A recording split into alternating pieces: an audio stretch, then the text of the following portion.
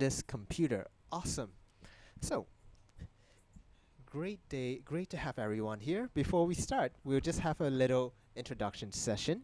So, before we begin, let's introduce the MCs, especially myself. You don't have to talk about your background yet. We'll have a session for that. I'll begin.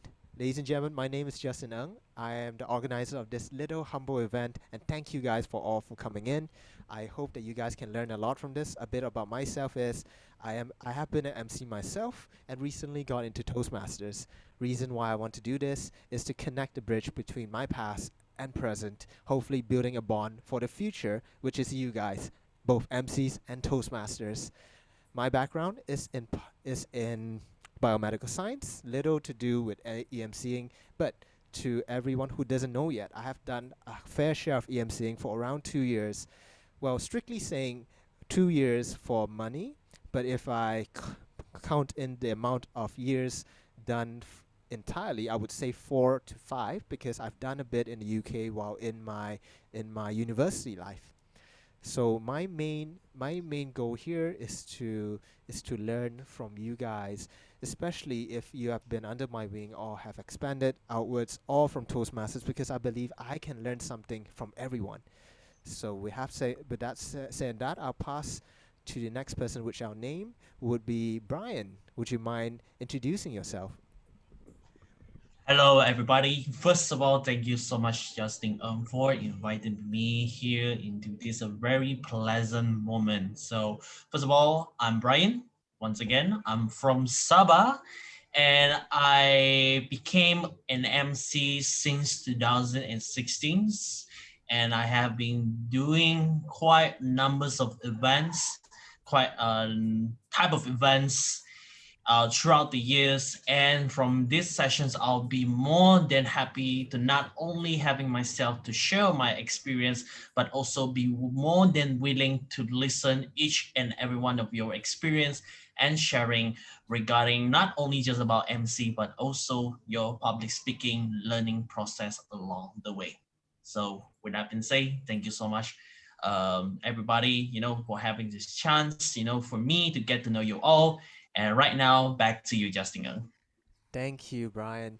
So let's introduce our next EMC. Let's introduce MC Yuri. Hi everyone, my name is Yuri, Yuri, and I'm from Kuala Lumpur, the almost exact opposite side of Sabah. And I've been emceeing for about the same time as Brian has, almost 4 years now. But again, like Justin, I've been doing it casually, and only maybe the past 3 to 4 years I've been doing it as a profession. But even then, it's not exactly a full-time thing for me. I have other pursuits. I do emceeing whenever I'm free, so I'm more of a freelance. Yeah, and I'm looking forward to listen from the opinions of other MCs, and also quite interested in hearing what the Toastmasters have to say too. So looking forward to that.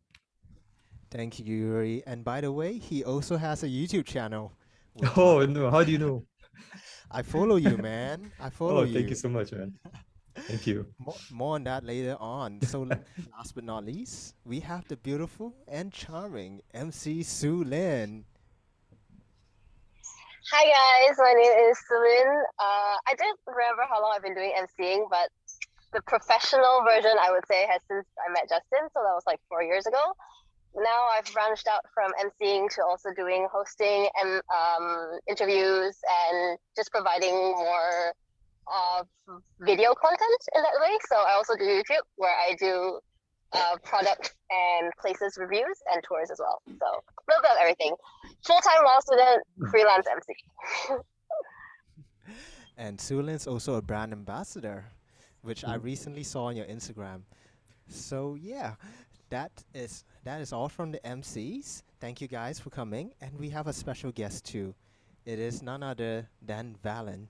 Valen, could you introduce yourself? All right. Hi, everybody. First of all, thank you, Justin. And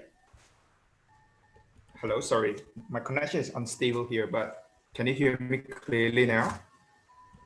Okay, great. So, hi, everybody. It's definitely a pleasure for me to be here. I have a very long name, but you can just simply call me Valent. I'm not a mass comm student, or I've never been an MC before.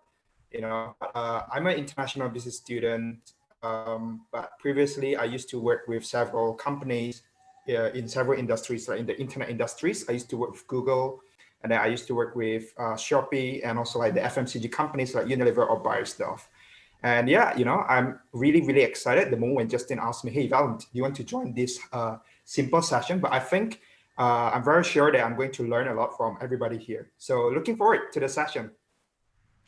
Thank you, Valen. And all of us will learn a lot from you too, because your experience in business presentation, entrepreneur pitches, and communication is vital to any form of public speaking. So with that said done, that is my guest speakers for today.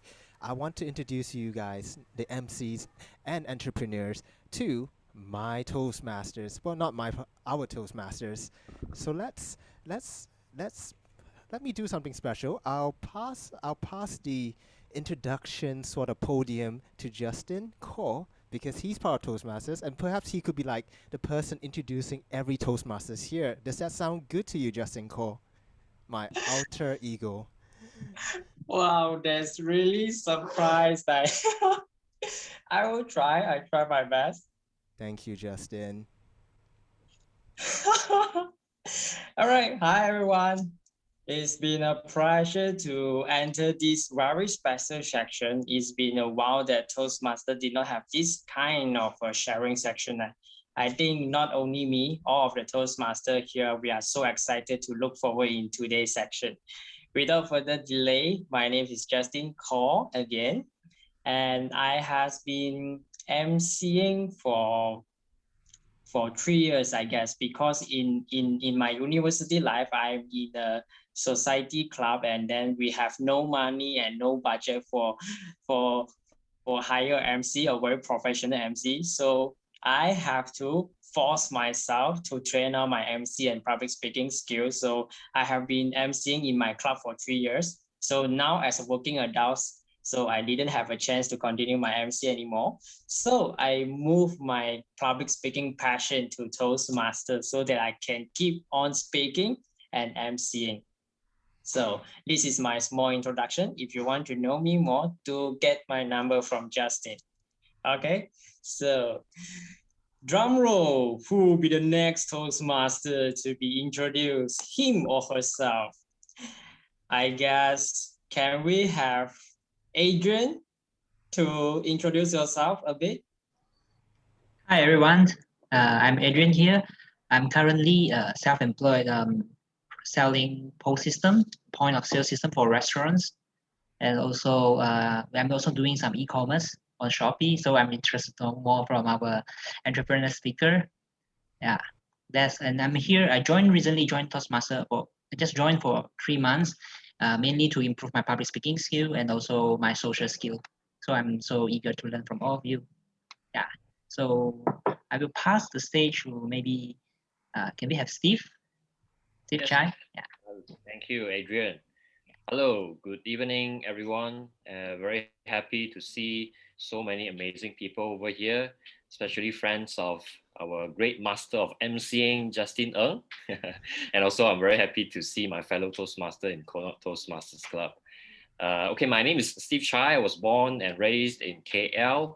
Currently, I'm working as a management consultant for a Swedish company that are interested to expand their businesses in Southeast Asia region. I have joined Toastmasters since last year, October.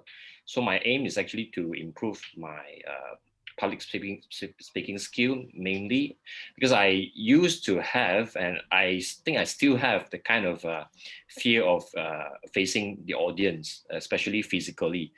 In my career, I have done quite a number of online presentations to clients. So, but still, sometimes I have that kind of challenge, giving presentation online, but especially physically when facing many people, I have that kind of fear, and I think that it's time for me to overcome them. Myself, I don't have much experience in emceeing, to be honest, but since I joined Toastmaster, I have a little bit of experience in that, and it was great. So tonight I am very looking forward to learn from all of you. Yeah, so that's a little bit about me, and I would like to pass the stage to, let me see, maybe Jenny. Thank you, Steve, and thank you everyone for having me here. So my name is Jenny, and I had joined Toastmaster this January only, and my job is as a salesperson. So the reason I'm joining Toastmasters is because I want to overcome my fear for public speaking and also improve my confidence. And I'm so excited that I able to join this sharing session which is organized by Justin because after I listened to Justin and Ashley rehearsal MC session for our last meeting, I feel like Justin is very experienced in it and I would like to learn more from him. And of course, from every one of you tonight. Thank you. And I pass the stage to Hispan. Okay, thank you, Jenny. So hello guys, thank you for having me. My name is Hispan. I currently still studying mechanical engineering, and I also just joined Toastmaster very recently because I want to develop and dive more about my passion for public speaking. So I hope I can learn more and can also practice it more in the future. Thank you so much. Thank you, Hishvan. But I believe last but not least, we have Toastmaster Ashley. Are you there? Hi everyone, I'm Ashley. I just joined Toastmaster a few months ago and it's been a pleasure to learn how to MC from Justin Ng because he's really good in that and I have really learned a lot from learning how to MC in Toastmaster. That's all, thank you. Thank you, Ashley. And in fact, Ashley has actually told me that she's quite interested in this field. So possibly that could be, you know, a opportunity here to get to know the experienced folks, perhaps seeing where they come from, and then see how you could develop yourself. But anyway, with all introductions done, I do apologize if it's a bit lengthy, but it's good to have everyone know each other. So we'll start this session right now, and I want to tell everyone that this will be run as a podcast conversation forum format, meaning anyone can pitch in their ideas, their comments, and their opinions whenever they want. They can do that through the chat if you're feeling a bit shy, or you can do that in person, or you can raise your hand. And this applies to everyone. So right now we have one special guest who just came in, Rosian. So Rosian is also a Toastmaster. So Rosian, you didn't miss much. We just did introductions, and now I believe we have time for you to introduce yourself. Hello everyone, my name is Rosain. First of all, sorry for being a little bit late. Not a little, but too much late, like I can see. Actually, I have a lot of problem today, and so what else I need to introduce this thing? No, nothing much. Just introduce yourself, what you do, and all. And perhaps like what do you do? What did you do? Let's say, what do you work as? Okay, okay, I'm started again. My name is Rosain. So I have been. It is already 1 year. I've been a Toastmaster members, and currently I'm working as a logistic assistant manager at Cheras, and nothing much. I think that today we will learn about emceeing, which is from our uh, our super duper MC Justin Ng, and I hope that we can learn a lot today. And I'm sorry for being so late. And No, okay, then that's all from me. Thank you. no worries, Rosian. It's it's very nice of you to mention super duper me, but I would like to mention that here it's the Justice League because we have all the MCs and Toastmasters right here. So everyone got something to contribute. So I just sent in a copy of the housekeeping rules. Please have a look at that, Roseanne, while we continue this session. So just one, the only important thing I need to mention is this will be recorded. If you don't feel like it, you can turn your video off and rename yourself. But don't worry. So right now we'll proceed to the forum. This is where we talk about certain topics and share our stories. So remember, this is a podcast thingy, so I will be guiding along the questions and going through each MC along the way. If any guest has something to add on, put it in the chat. So right now, we'll proceed with our first topic, origin story. How did we all start it? So I'll take the lead and explain my origin story. And it's very, very unique because I'm sure no one had this sort of experience. So when went into college when I was 18, I did a American degree transfer program at Inti International University at Nilai, and I spent 2 years there. And my first exposure to public speaking in general was when I was walking around the corridors of my university and saw a poster that said audition to be an MC or radio personnel. And my friend who was with me at the time said, we should do this. In my heart, I was like, no, I shouldn't. At least I don't want to embarrass myself in front of people because I'm a very, I would say, sensitive person when it comes to people's perception of me. And I'm sure everyone could relate to that as well. When people judge you, you feel, oh my God, that's horrible. So in a couple days, for some reason, my name was on the list. I don't know why, but I think my friend put my name on it and we went for the audition. So it was a very simple audition where I recite a script about a charity event. And I'm sure Brian was there too, and Yuri too, because I believe we three of us were the people who auditioned there. And at the end, we just we gotten the places, and we were either radio personnels or EMCs. So this was a very, I would say, much a beginning for all of us, Brian, Yuri, and me. I'm not sure if Valen did it, but I suppose that in any way he gotten into the club through some means as well. So from there we did very simple stuff from just interviewing people or doing little podcasts or being radio personnel. I dare not step into the EMC part because I felt comfortable hiding behind a wall. So what I did was I did a lot of radio hosting, and I'm sure Brian and Yuri could remember those. And and I was never brave enough to take on EMC until they peer pressured me again. This time they said, "Hey, we having our gathering, Masscom Club gathering, this week or next week. Why don't you come in and try out?" So I did, but it was the first time. It was the first time I was exposed to it and I felt very nervous. I didn't know what to do. I had no control of anyone. I can't control the crowd. I think Brian and Yuri were there, and they were just having fun playing the games along, and probably did not notice I was there. I felt like I was a nobody in that area.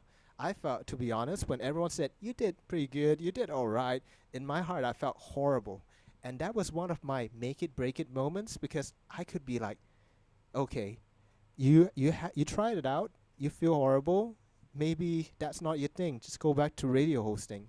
Or I could keep trying and get the hang of it. And I chose the latter. I kept trying and got a hang of it. My second event was a charity dinner, campus charity dinner, and it went horrible too. I didn't do a good job because the event was messy. I didn't know how to handle things when they go wrong and all. So it was the second time I made myself doubtful. I made myself afraid. But I kept going for some reason. I guess I was a glutton for punishment, putting myself in all these situations. And eventually, I gotten myself a little mentor, and she helped me a little bit on campus.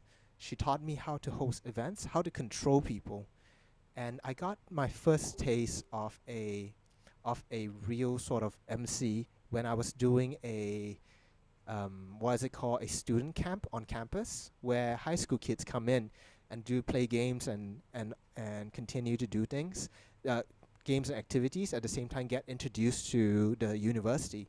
I was one of the hosts with, I believe, MC Leia. At the same time, for those who remember Leia, she was phenomenal. But this we were under this mentor. I've forgotten her name, but I feel bad about it. But when I do, I'll try to bring it up. She taught us how to control the crowd, how to use your voice, how to do your body language to infer things. So like it was a very, I would say, life-changing experience, because it led me to have more confidence. And I would say the takeaway point is that a mentor helped me out. And when I took and then when I stopped university to pursue a 2-year gap year, I've suddenly gotten myself into another mentor. This time it was a actual event host. It was a real MC, because I was attending a wedding dinner, and one of my friends was like, "Hey, you did MC in uni. He's a really good MC. Why don't you go up and talk to him?" I was like, "No, probably not. He's busy and all." Then my friend just grabbed me, went over there and said, "Hey, Justin does MC." And I was like, I froze. And then the MC approached me and said, "Oh, you do? Why don't we have a conversation one day and talk about if this is your thing?" I didn't know what he meant by that, but little did I know he was trying to recruit a new mentee. I met him up and realized that he's actually quite a famous wedding dinner host and a taikam, which those who are not familiar, taikams are those who do these Chinese sort of wedding ceremonies, where you pray to ancestors, present the tea, and play games with the bride and the groom's friend groups. So it's a very difficult job, I'll be honest. So he said that, so he got to know me and realized I was good at English, and he said, "Well, I'm not good at English. Why don't you partner with me? I speak Mandarin, you do English, and we split." And from that day on, I got under his wing. His name is MC Long. He's based in Kuala Lumpur, and he was my greatest mentor, because he brought me to all types of shows. He brought me to all types of events, from company dinners to reunion dinners to wedding dinners to conferences to all kinds of stuff. And from there, he always gave me the opportunity to try. When I first got out with him, he said, "Why don't you do some announcements?" And started from there. I started from just doing announcements all the way to being on stage partnering with him, and even getting jobs from my own part once I got more experience. My happiest job, I would say, is working for Nissan in a roadshow in Seremban, and I believe it was a 2-day event. Pay was pretty good. It was 1,000, but that wasn't my most proudest event. I think my proudest event was doing my final wedding dinner before going to the UK, because at that dinner, a parent came to me and said, "Hey, this kid likes emceeing. Can he be on stage with you?" In my heart, there were two things going on. One was like, "Oh no, a kid doing MC, he doesn't know anything, he's gonna mess it up." My second part was like, my mentor gave me the opportunity to do this. I might as well give you the opportunity and to find out if this is your thing. And that night, I gave him the spotlight. I backed him up. I wasn't the lead MC. I gave him to do everything in terms of communicating, in terms of talking. And that was one of my most happiest part, was to help somebody out, or at least give them an experience in something that not everyone has, and which is the same principles I bring forth today in terms of hosting this event or helping someone out who's interested in the field. So that was my story. I think it was a bit too long, but do forgive me. So now I'm gonna open up to all the other MCs. Perhaps we could go from Brian, Yuri to Sulin. So let's start with Brian. Thank you so much, Justin. Wow, it's a great thing to get to know about, the things that you being experienced, and it really does inspire me, to know someone like you, you're the one who brought me into this MC journey as well. So I really appreciate that, I've been part of this journey until today, which I will just share with everybody more in depth about myself and my MC career and my hosting career and all that. So basically, I'm from Sabah, and I started as an MC in my hometown in Kota Kinabalu. It was for this local dance event, not because I wanted to do it, it's because I was being forced to do it. At that moment, I was having a trouble to look for any good MC that will do for this event, because at the same time, a lot of the people that I was approaching, first of all, they are not a professional MC, and secondly, they are quite reluctant to participate as an MC for this local dance event that I was organizing. Basically, this local dance event is the event I was organizing as well. From that moment, I forced myself, like most people, most MC, I forced myself to join in as an MC and also an organizer at the same time. And that moment, well, it didn't turn out pretty good for the first timer. And then later on, I caught up with another talent show event in KK as well, where one of the organizer, he's supposed to invite me as a talent judge for this talent show event, because basically I'm also a professional dancer, if you know.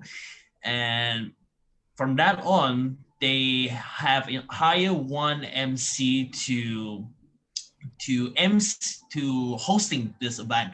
And somehow one time, because this event has been done in a numerous time, because there was a stage by stage from a semi-final to final and things like that.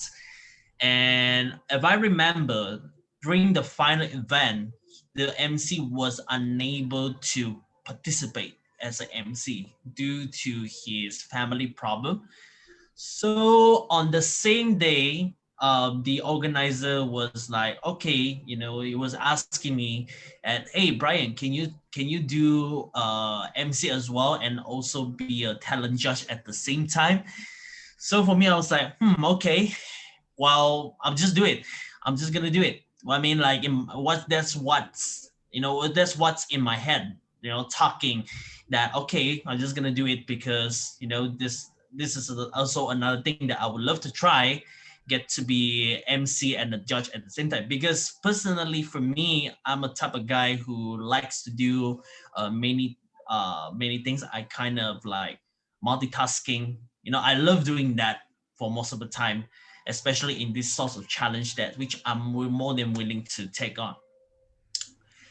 Little did I know, at that night, I was hosting this final event of this talent show. And so it happened that, well, it went well at first. And secondly, I was like having a hard time to position myself, have to be a judge and an MC at the same time, because you have to do two things. You have to be very focused, the talent performance done by the final contestants. And secondly, you have to really be, aware of the things that you want to talk, with the mic during that night of the talent show events. So after that, it went well, and I'm kind of like telling myself, okay, because that time I'm still studying. I was still studying in Bachelor of Business degree in Untitled International University. It was the same uni as Justin. And so I thought to myself, okay, MC could be, something that will be a great door for me to take on and try to take part into this journey, to see how far my potential could be. So I went off to KL for the next few days after the talent show events, and upon arrival there was this club exhibition week, going to happen at that moment. So I took part in this exhibition week, and I saw that this club called Mass Communication Club. So from there, I joined in. I remember this guy named Roof. If you guys, some of you are from International University, you guys would know this guy named Roof. He was the guy who was hosting this exhibition week, and I approached him and I say, hey, why don't I do it with you? Hosting together for this exhibition week. It was quite spontaneous because first of all, I found myself, you know, with a spark that somehow this could be my new passions other than dancing.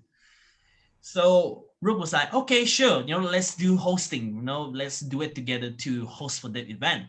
So we did it there and there. And lastly, that, Rook was like, hey, you should join us, for the Mass Communication Club, that. So from then on, I was excited to join in and get to know, the members of the club, and that's where I get the chance to meet Justin, Valen, Yuri, and the many peoples like Hunters. If you guys know Hunters, Hunters was one of the guy who was the president of the club, if I still remember. And I met him, and he say that it's cool that I get the chance to be in this club. And he told me that time, we plan to do this what they call the radio host sessions shows, something like that.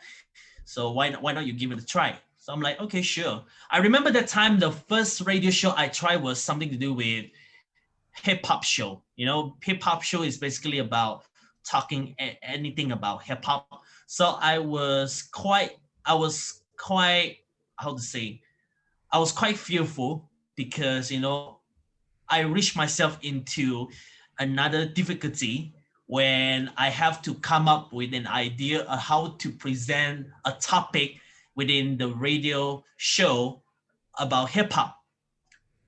So, but yeah, I took a chance because I love challenge. I love to learn, and from then on, it went through some mistake I make, like how, like back then I didn't know how to present. I didn't know how do I start up my intro. I didn't know how do I make an outro for this radio show. But slowly I get the chance to learn a bit. And it just happened that at the same time, I get to meet Justin as well. And we both share the same passions. And I remember one time that he brought us into this MC training when he taught us like some of the basic, also the basic skills. And I mean, in terms of what does it take to be a really good MC, how to present, and how to hold your mic. I remember that, how to hold your mic, how to, how to interact with the crowd, how to present yourself in a different type of events and things like that. So from there, it got me very interesting in learning more as I can. And so from there, I took the chance to really take this MC journey seriously. Especially right after I finished my educations in Inti, and I went back to Sabah, and I took my chance to, approach anybody in Sabah who has the same passion as me in emceeing. So I met this guy named Jason, MC Jason. He until from there on, he and I, also share the same passions. We go out, and hosting in different types of event, from roadshow to wedding events to concert to competitions, seminar, corporate dinners, anything, a lot of those. So Until today, I have recorded that I have been hosted for more than 110 events. I'm still recording until now. And recently my latest job was being invited as an MC for a Facebook live show that is happening every Wednesday night and Saturday night. Not tonight, basically not tonight, because my MC slot, will be starting by next week. Actually, I started last January 2021, but during this February, the company themselves, they hire other MC to replace me for having me a little break for this month before I continue to hosting this live show starting by next week on March as well. So this is my current job. This is considered my part-time job as well, because I'm able to do something what I love to do on the weekly basis. And also at the same time, I have my own full-time job, which I helping my father in manufacturing company, which is about producing mattress and all that. Yeah, but at the same time, I get to love the things I do, despite all the fact I'm doing full-time job and I have this part-time job on the weekly basis. And yeah, I'm still feeling energetic. I'm still feeling excited because I get to have the things I love to do. So with that being said, yeah, well, it's quite a great journey ahead. And I would really more than happy, to share with you further, as I believe Justin will have more question they would like us to discuss about later. But anyway, with that being said, all right, back to you, Justin Earn. Thank you guys so much for listening to my origin story about me, how I became MC. Thank you, Brian. And I would like to add two things to that. One thing is sometimes MCs have to do 2 jobs, 3 jobs, or all the jobs. Sometimes they have to be performers, they have to be singers, they have to be the host, they have to be the judge. This is very common to anyone who's not aware. And usually, well, I would say one of the best examples of an MC who can do this very well is MC Dennis. He's famous for hosting the breakdancing competitions, the international ones, and he's really good at it. He's also a YouTuber. He dances himself, and he's also a bodybuilder too. So is it Dennis Yin, Brian? Yes. Because he's fantastic. He can multitask, and not every MC can do that. So remember, multicasting is one of those skills that a lot of people look for in an MC. The second thing to add on from Brian's point is that you can have this as a part-time job. It doesn't have to be your full-time. Your passion may be in business, your passion may be in pharmacy, but your side gig can always be MCs, and this will be exemplified from perhaps my own story or MC Sulin's story. So don't want to interrupt the flow now. I'll just pass on to the next person to speak of his origin story, MC Yuri.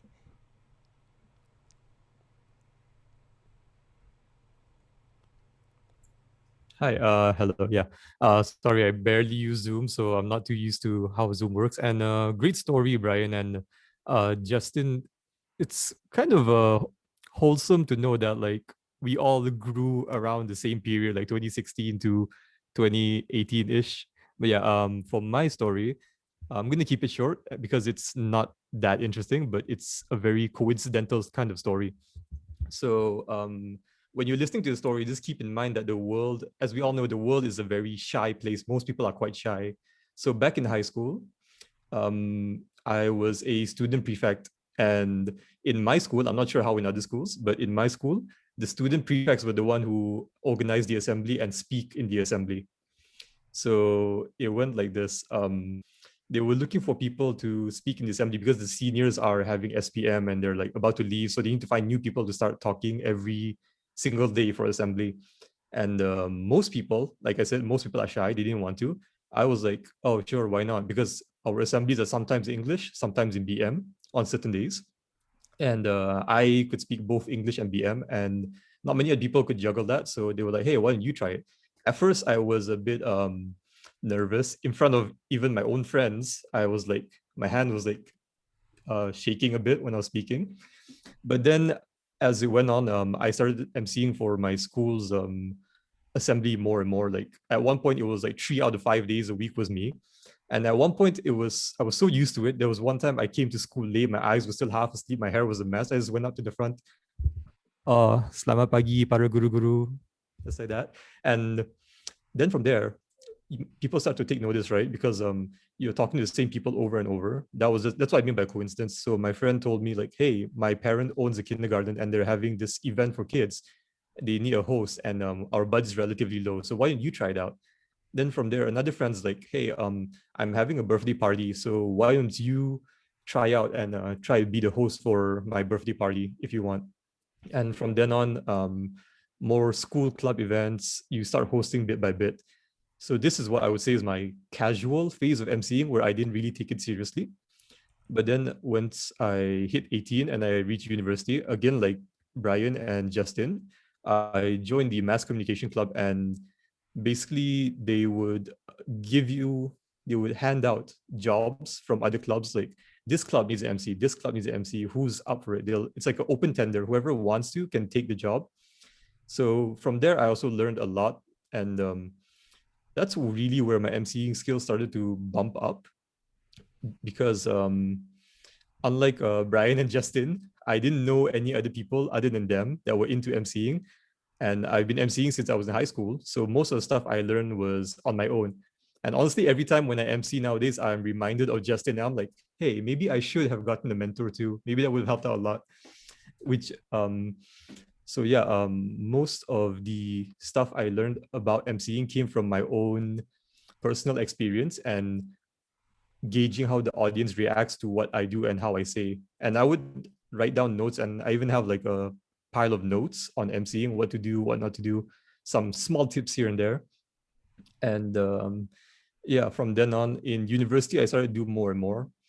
But mine, I mostly focus on more professional oriented events, which is like forums, property roadshows, and so on. I do a lot of like business related MC events more than the more casual kind of events.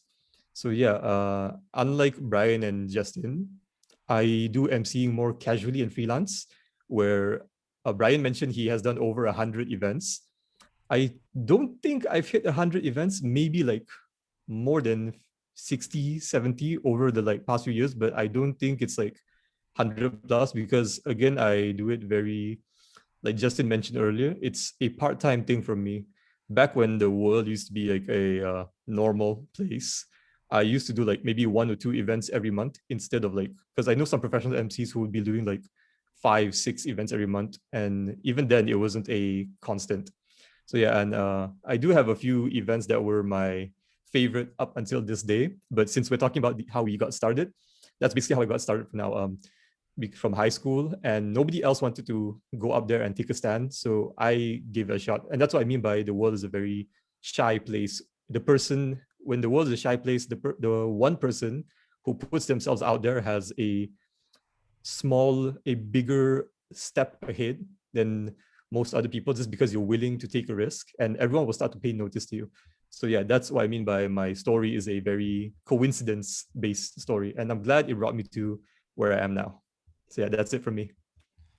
Thank you, Yuri. That was a very, very amazing story. Two things I like to point out that I noticed.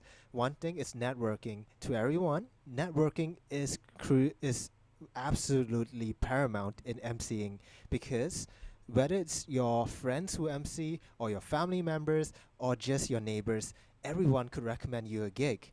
So that's why it's very important for MCs to be friendly to everyone, not make enemies at all. Do not shame people, do not do anything that might ruin your reputation, because you might take 10 years to build something up and it takes one day for someone else to ruin it. So networking is a crucial step in being an MC, and this applies to everyone else who wants to do business, entrepreneurship, or something similar. The second thing I really admire is Yuri's bravery, because when you put yourself out there, of course you're not going to feel comfortable, but you reap the benefits which others could not. it's very important that regardless of what you do, whether it could be from a client presentation or could be standing on the stage on a Miss Universe pageant, either way, it doesn't matter how big is the stage. The fact that your heart is there and brave enough to put yourself up there, that's the biggest thing that matters. And I'm sure everyone will agree that putting yourself forward will always reap you more benefits than not doing anything, because you will miss some of the shots you take, but you miss every shot you don't take. So with that said, let's pass on to the last MC, the beautiful MC Sulin. I like to pat myself on the back. I think Justin always saves the best for last. I'm kidding. So I think I started with camera and stage since I was 9. I was in a couple of plays and productions. So I loved acting, cameras, and obviously spotlight. And then from there, like Yuri said, when you go into primary school and high school, especially in the Malaysian government system instead of like an international school system, most people will shy away from talking or just being in front of a crowd. So because of that, being the person that does talk, you tend to have to cover all the bases. So the girl that was doing public speaking, storytelling, debating, MUN and stuff like that, and you basically cover all the bases. And then from there, high school, MC a bunch of events, proms, camps, gigs. But it was all coming from that love of being on stage and talking, that kind of very hype woman personality. I would say that until today, I still am the more hype woman kind of MC personality. And then when I went to university, it's when I met Justin. So Justin was my mentor and still is, always, once a teacher, always a teacher. He taught me to polish all of that and to put it into a nice package, a container, to professionalize the so-called inner hype woman, tone her down, yet let her out when she needs to come out. And it was, I worked with Justin for 3 years. We did an annual event in Belfast, and I think every year we enjoyed it and we loved it more and more. From there, I would say that's where it really hit off in terms of really being a professional, like having the polished kind of style, and then finding what kind of personality, what gap in the market you're trying to achieve or trying to patch up. And then from there, I think in second year of uni, I started moving into more professional hostings as well. So I have listings on Fiverr where I basically manage everything freelance. So freelance emceeing, freelance hosting, freelance interviewing. And recently I got picked up as a presenter for GNBC TV. So I'm working freelance with them as well to do interviews with, mostly we focus on like business clients, but whoever and whatever is interesting, we do that. And then knowing the behind the scenes is great as well, because I am also a freelance YouTuber. Well, I wouldn't say freelance, okay. It's more like a hobby. So like in terms of planning, script preparation, production and all these things, you kind of interchange these skills and it helps you organize events. And I also organized events when I was with Justin. The first event that we did together, I was also the director of said event. So I had to, the performance director. So I had to manage the actors and everything going on backstage, as well as being the MC. So that kicks in with all your, can you multitask? Can you juggle a few things at once? Can you impromptu? And all of that becomes really, these are all like interchangeable skill sets, which wrap up into my final bullet, which is that I am a full-time law student. So obviously with law, you do a lot of presenting, you do a lot of arguing, and you do a lot of advocacy. And one thing I like to put in my CVs when it comes to, because I've always been a person that follows my passion, my CV is very performance and presenter focused. So how do I convince law firms that I can be a good lawyer? I put one sentence, which is that you can't win a debate if no one is listening to you. And if there's anything good about being an MC, is you know how to catch the crowd's attention and you know how to capture and make them listen. So yeah, that is me. And also it is 9:10, so that is also me. If anyone wants to talk to me, I think Justin has my contact. So we will leave that at that. I wish you guys all the best and have a great event, guys. No worries, Sulin. I'll definitely put in our stories into this later on. I'm just sorry if we're taking a lot of time. So like, don't worry, there'll be more of these things when you're free. So I'll definitely keep you guys in contact. And if anyone's interested to learn more from Sulin, just let me know. I'll be more than happy to give your contact. So yeah, so feel free to leave anytime, Sulin. Thank you again. Bye, guys. Take care. All right. So there are three things I like from Sulin's origin story. One thing is when you love something, it's never work. When you really like something you're doing, it you will never feel it's work because I could tell you this job is stressful. Surgeons will not feel their work is stressful because they love doing surgeries. Likewise with MCs, if you're totally into the job of talking to people, handling conflicts, and trying to make people's life happier after an event, this will be a job for you. But of course, it's hard to say at first because it's difficult to know what you really like until you really try it. And many times, once you try it first, second, or the third time, it's an utter failure. But we have to persevere. The second thing I like about her is she's always genuine. She wants to develop herself as the MC most suited for herself because she mentioned that when she does MCing, she's trying to develop herself in her own way. I never told her to MC like this. I only told her that the appropriate ways to MC are this.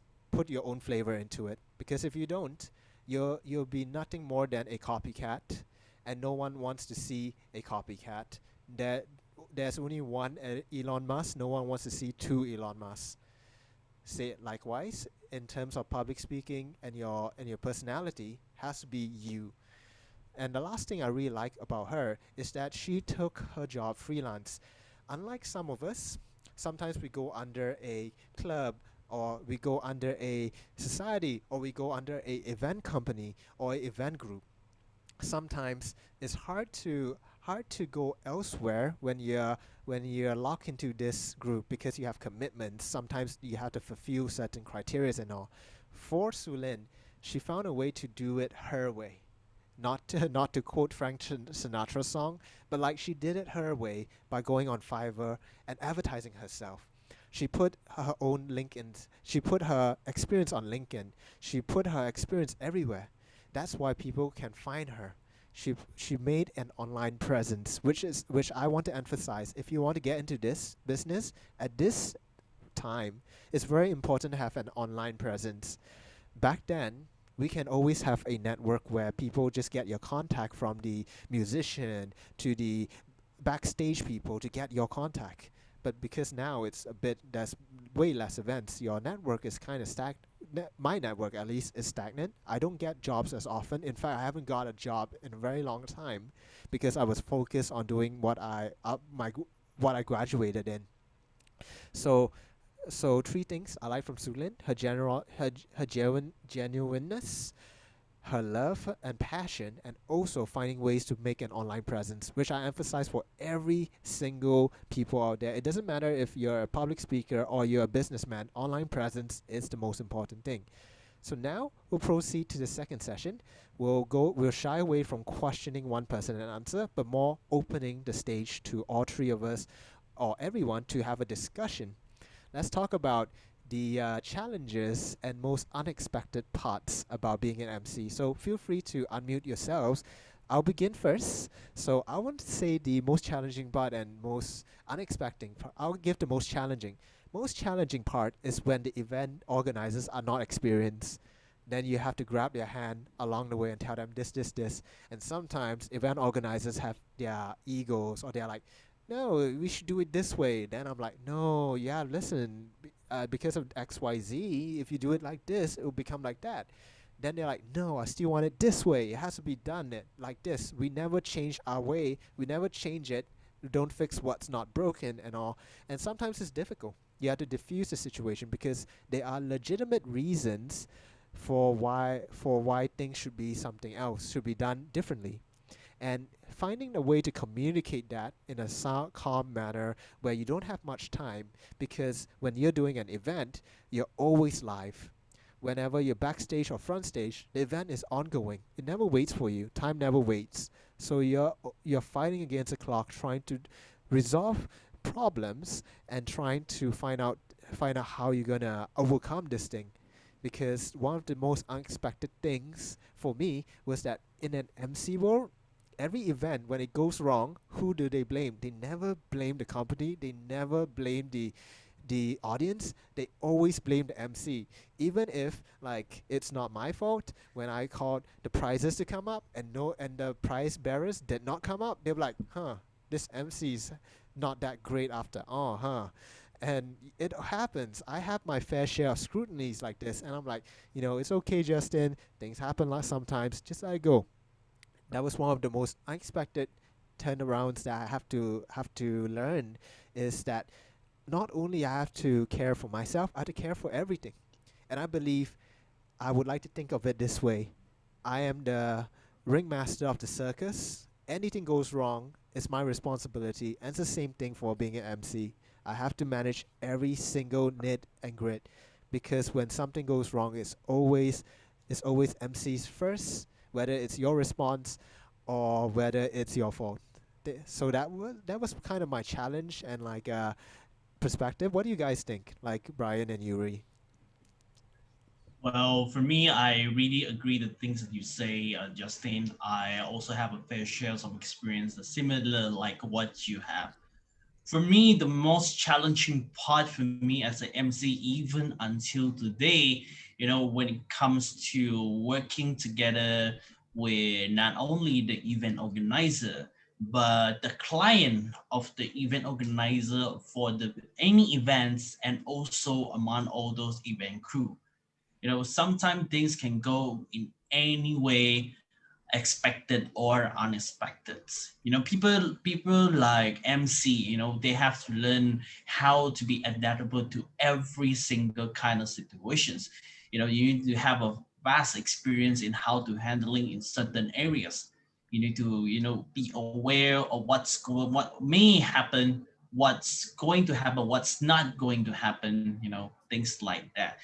So for me, the most challenging part is that, the expectation was given by the people who will be working with you as you will become an MC or uh, or a host for any sort of event or any live show or any TV shows. It could be applicable to any circumstances, especially when you are out there become, a leading speaker, as an MC, for some sort of event. So because a lot of expectation may come, may accumulate for you to perform as good as possible. Because at the end of the day, most of the events always involving with making sure they can get a maximum result. It could be it could be in terms of like roadshow, live concert, and anything to do with hoping all those people who are involved in this event will be able to get some revenue in return.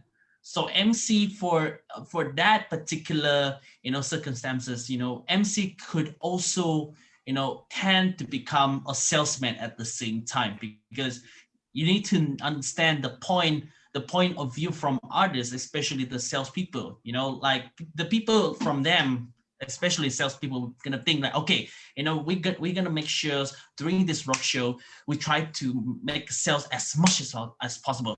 And we really hope that MC, will do his part, the making sure all this promotion will be mentioned while he was saying, all those timing that he will be mentioning, or when will be the lucky draw, when will be this, discount will be available, discount promo will be available, when will be this game show will be available, how we're gonna make sure this MC must attract the crowd so that we can get more sales, things like that, it's something like that happened to me most of the time, with that kind of expectations.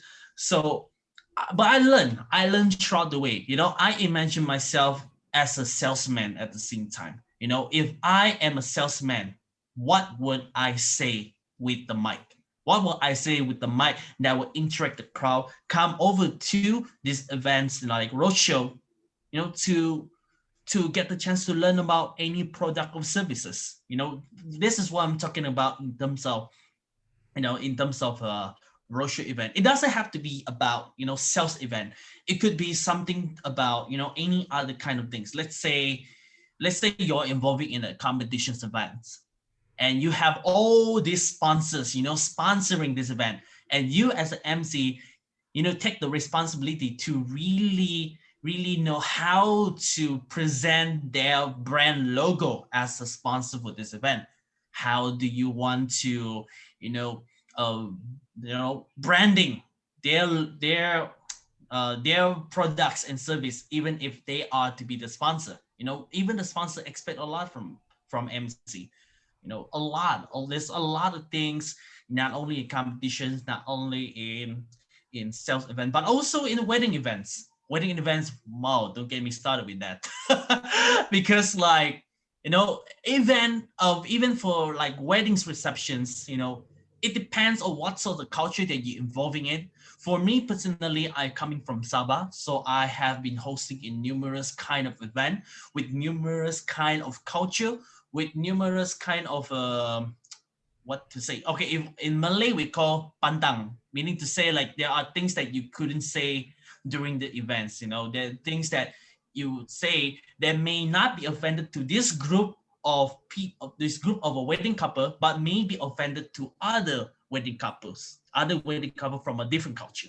So you have to really making a research. Like you have to imagine yourself, if you are the wedding couple, what would you expect from an MC? You have to put yourself in their shoes if you want to maximize your performance as an MC.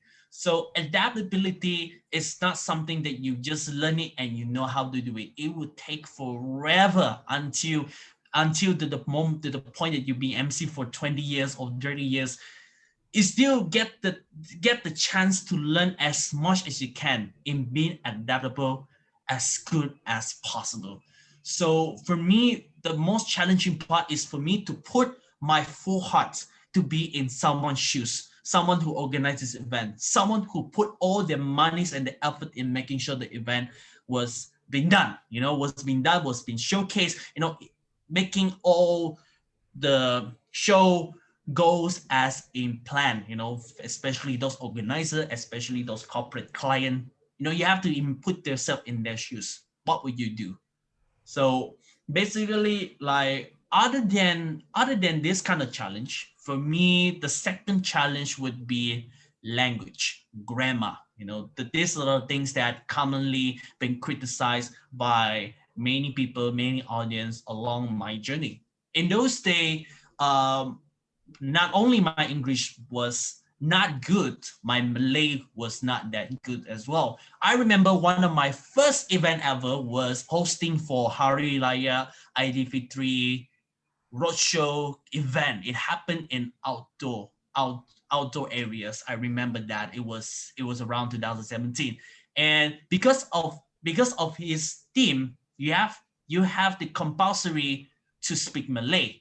So I was having a hard time to speak Malay because I'm coming from a Chinese school, but I'm more than willing to to learn Malay along the way, because in Sabah, they set out the sort of standard where you as the MC have to be really particular in how you're gonna speak Malay grammar, especially grammar, because especially when you want to interacting with people, when you want to interview with people along the way, you have to be really particular how you're gonna talk to them. Not in the sense you have to be fully formal way of speaking Malay, to talk to them. It can be as smooth as you're actually talking to them. It's like you're talking to friends who's more on fluently speaking Malay.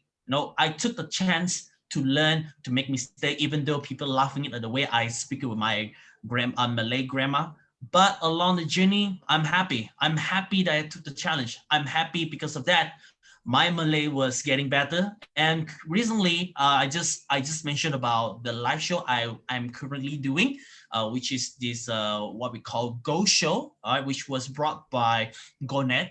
It is a local online shopping applications, which was made for Sabahan people who will be interested to shop for any local product, which was made by Sabahan producer, just for your information. So because of this sort of platform that was given to me as a chance to be MC, I need to be more interactive through Malay language. So through that, every live show, I will, just mix around my language. It could be English and Malay, things like that. So along the way, people are, drawn to the things I say because I'm making things more interactive. I'm not making things more formal. So along the way, I try, I learn at the same time, and I'm happy that I get those audience who are happy to interact with me at the same time within the live show. I would say live show is another new hard challenge for me because right now we are facing this MCO, I believe so. Everybody also facing the same thing. And also at the same time, it is quite a very huge different environment, especially, if you're so used to hosting in front of 1,000 people within a public area, and then somehow, some way, you stuck yourself in a room where there's multiple cameras looking at you, and then you have to put yourself to the same energy as you putting with this, the public event that you used to do back then. So how do you hype yourself up? How do you give yourself energetic enough while speaking to the audience for the past 1 to 2 hours? You have to speak nonstop all the way. I have to find ideas how to speak, how to talk to them, and all that thing for the 1 to 2 hours. But then slowly it got smooth. The first time I did with this was last year on December, when I joined them, as a part-time MC.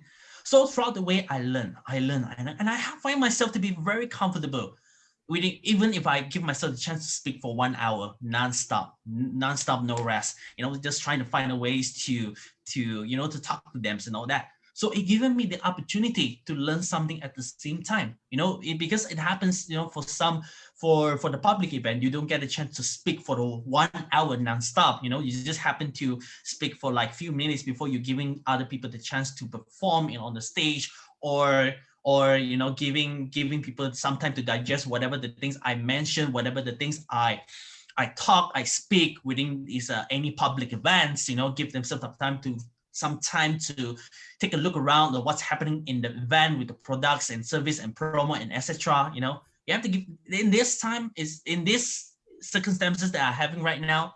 It's a different atmosphere, but I truly love it. I love the challenge, and I happen to keep challenging myself.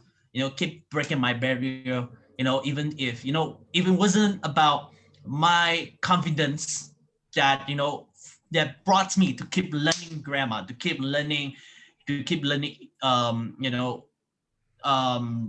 emceeing in a different environment. Like even now, I'm still taking notes. What I do is that I taking notes of vocabs. Let's say in 1 year, I will give myself the chance to learn at least 100 English words and 100 Malay words.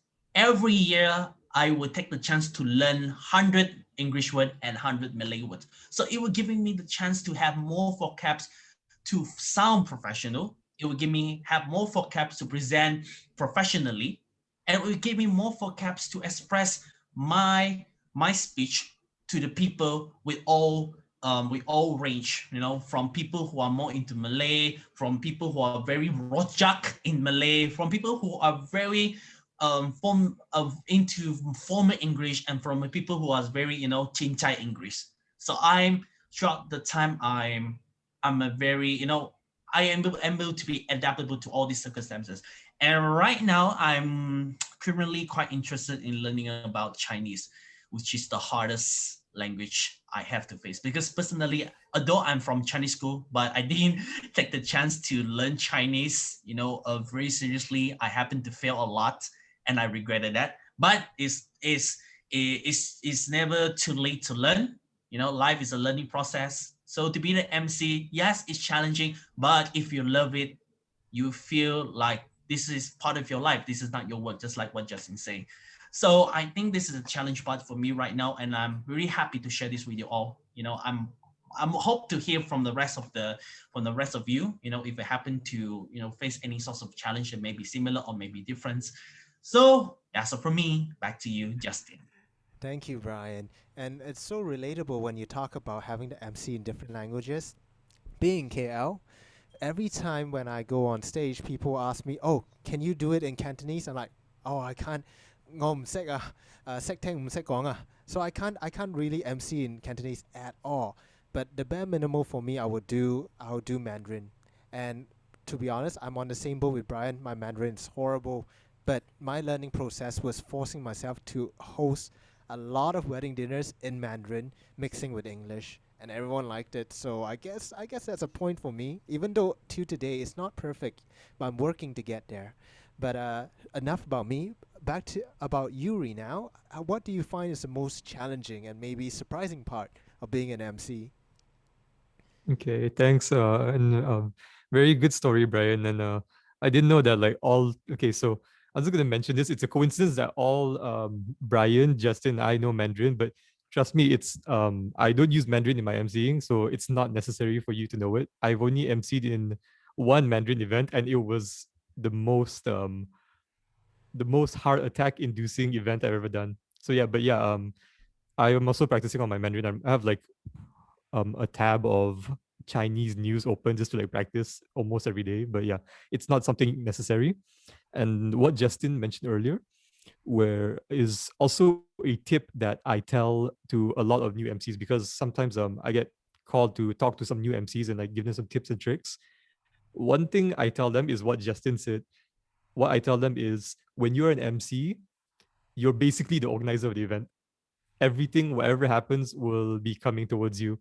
One time, for one event I hosted outside, the organizer asked me, "So where's the music?" And I'm like, "I'm not in charge of music. I'm only MCing." And he's like, "I thought you got bring music." And yeah, so yeah, don't prepare your music. That's literally not your job. But try your best to explain to them. And everything that happens, like Brian mentioned, also there's expectations. I host property events here and there. Here's one tip I can give our your clients: try to take what they say with an open mind, which is what I mean by that. Like, is you take the logical part of it only, and you don't take the emotional part. They may be talking to you in a angry voice, but throw away the angry voice. Just listen to the message only and try to understand what they're saying. Because I had one client for a property event. They're like, "Why are you not introducing our property to people? Why are you not like telling them about our property?" And I'm like, and I was introducing the property, but the only thing was, every time I introduce it, the mall that we had the exhibit in was really noisy. So yeah, the mall we had the exhibit in was really noisy. So the organizer was sitting really far away and couldn't hear. So the organizer kept scolding me, and like the organizer's co-workers had to back me up and say all that. So it might hurt a bit, like even your clients scolding you. Sometimes even like a talk show I hosted once. It had multiple guests. This old man wanted to listen to the old man was part of the audience. He wanted to listen to one of the upcoming speakers, but the current speaker was speaking overtime already. I was already showing him like 5 minutes left, 5 minutes left, 2 minutes left, and then I'm like, stop, stop. He still didn't want to stop. I don't know if he didn't see me or he pretended not to see me. Some speakers do that, by the way. They will pretend not to see you. It's very obvious. And the old man was telling me like, I came here to listen to the speaker. Why is this guy still talking? I'm like, oh, I'm trying to. I told the old man, oh, we're trying to speed him up. And also, the current speaker hasn't really arrived yet because the next speaker didn't arrive. And the old man literally just like scolded me. I'm like, okay, okay. He's an old man. He's impatient, but no point getting mad at him. I literally had to bite my tongue. I was like, don't say anything. Just bite my tongue and stay quiet. And yeah, so that the challenging part I want to mention was also what Justin mentioned. But here's something I want to mention for those of us who look to emceeing as a freelance kind of job. because I'm sure Brian and Justin get a whole lot more MC gigs than I do. So for me, I would say, let's talk about 2019. 2019 was a very normal year where everything was going pretty smooth and normally. In a normal year, like 2018, 2019, my January to May would be maybe like one MC job every 3-4 weeks, or maybe like once a month. Sometimes once a month is even hard to get. And normally after June to August and August to December, especially August to December, a lot of MC gigs will blow up because there's a lot of holidays there, right? And a lot of road shows. More people are trying to push sales in the middle of the year compared to first half of the year. So my challenging part, what I would like to say is when you have a long gap between one event, because like I mentioned, it was very average for me to have one event here, 1 week, 2 weeks, 3 weeks, 4 weeks, and then only my next event. So sometimes I would be like very out of the groove. Sometimes, even though I've been emceeing for like 2-3 years, after one event, I take a break for like 1 month without getting a job, or because I was busy with other stuff like university or my work, so on. Then when I jump back into that next event, even though I've been emceeing for years, I still feel like a bit of anxiety because I haven't emceed in like a month. I haven't had anywhere to practice for a month. So I'm like, oh no, how do I do this? How do I do this? So what I would recommend to overcome that is to take notes on what you do and also write down your tips and tricks. Write down what you feel like you messed up. Like, oh, today I emceed for this event. I stuttered a bit during this event. I felt very nervous during this event. Then think about it, like think of why you feel that way, and then try to brainstorm some methods of how to overcome that. And for my method for fixing this is this is quite a cheesy method, but in my tips and tricks, I actually have what I would call a template of what to say. Like, good morning, everyone here, to the beautiful ladies and gentlemen standing in the crowd. Welcome to today's property fair. Today we're showing off some of the best properties we have all around Malaysia for the best prices we have for you right here at Central Atrium in something mall. So what I would recommend is if you are doing similar types of events, like I was doing a lot of property events for different groups. So what I would recommend is to maybe make a template, because if you're doing freelance, like on the side while you have a full-time job or another bigger project on the side, you tend to not be able to pick up jobs all the time. I remember I had to drop a lot of jobs offered to me because either I was in exams or I already started working at the time and I was busy with work, because I was working in public relations. So public relations is quite a very 24/7 all around the clock kind of job. The clients can call you whenever. So yeah, that was the challenge. One of my biggest challenges was going for one job, taking a break, and going for another job. And yeah, templates really do help a lot. But other than templates, don't just rely on templates alone. You have to depend on the situation, and more importantly, look towards yourself. Like what I mentioned, the anxiety, the nervousness. Take a deep breath. Find a way to calm yourself down. And yeah, that's about it. But most importantly, look to yourself and figure out how's the best way for you yourself to manage it, other than the templates, of course. And the next thing is whatever the client says or the audience, how the audience reacts to you, analyze it and take the logical parts of it. Don't take the feedback part of it. Don't like, oh, I made a funny joke, the audience didn't laugh. Then think about yourself. Don't take it to heart, and think of the rational part of it. Maybe the joke wasn't fitting for the audience. Maybe you made a joke for a very old audience, which is something I made before. I made a very young joke to an older audience and nobody laughed at all. I was like, okay. So yeah, those are my two things. Think rationally about every response you get. Don't think about it emotionally, and also find the best method to manage yourself when you MC, and the best way to energize yourself when you're MCing. Yeah. Thank you, Yuri. That was a very, very strong point you've given. Two of them, in fact. One about managing your own well-being when you're on stage and you're off stage, and the second thing is about managing the managing the jobs that come in and the networks you have. So on the first note about being nervous and all, I'll be honest, even to today, if I host any event, I will still get nervous. There's never have been an event that I was never nervous in, regardless whether I was in Toastmasters or whenever I was doing a gig outside. And I'm sure everyone else could agree, right? There was never a time that I was not nervous.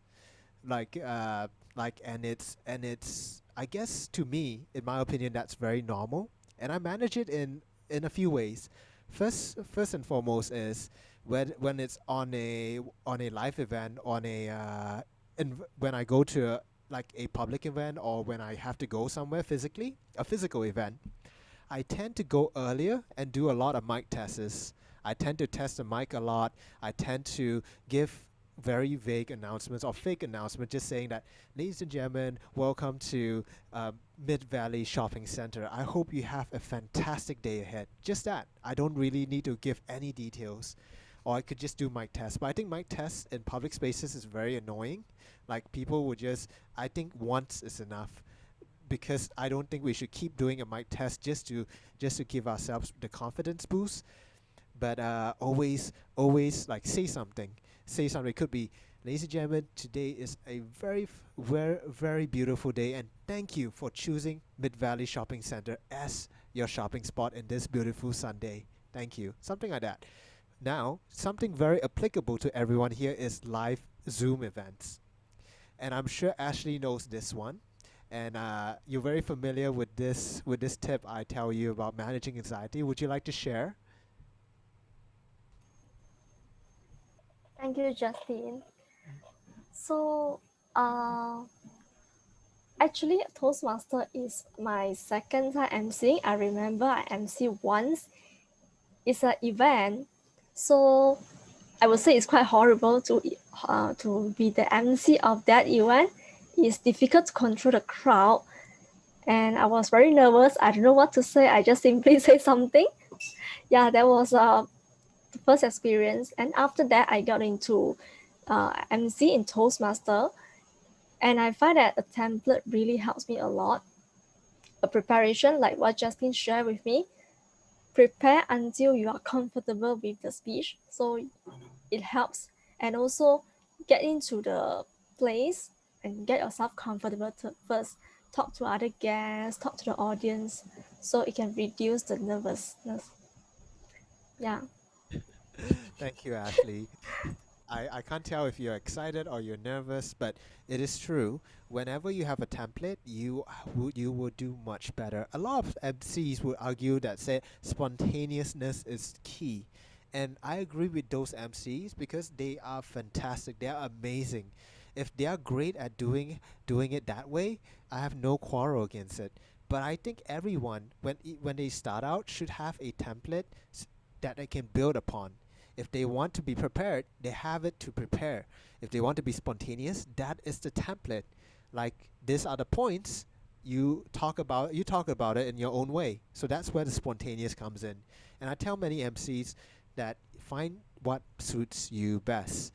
I tell people that I work this way. I like to prepare and plan ahead of time and rehearse.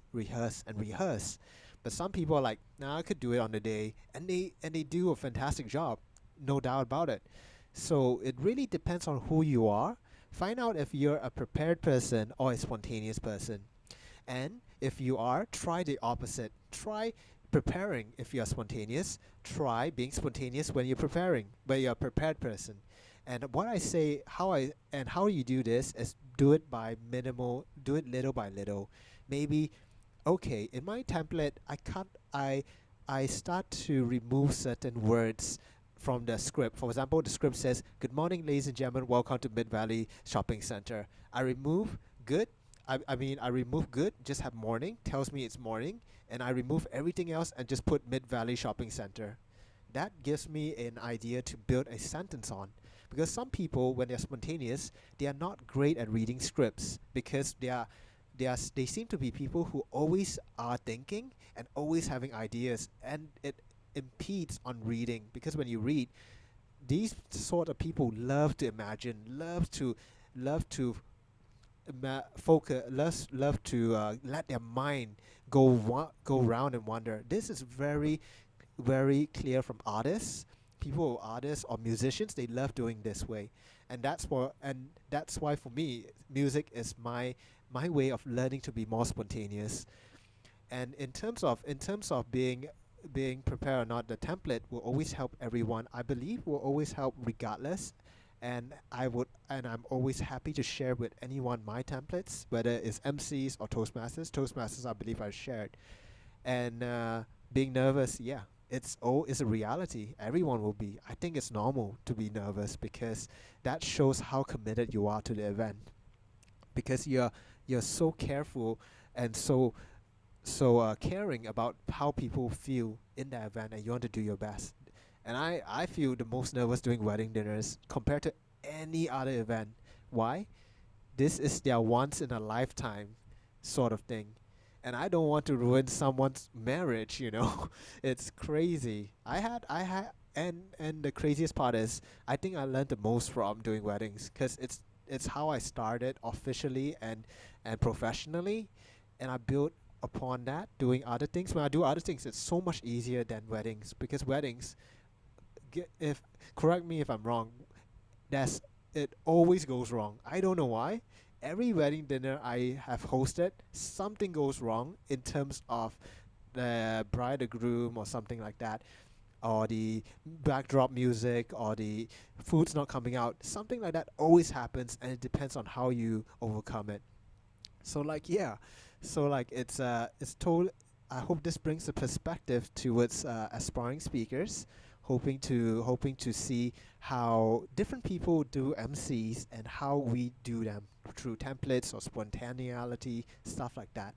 We'll move on to the next topic, which is building our portfolios, how we get into it, and how we connect.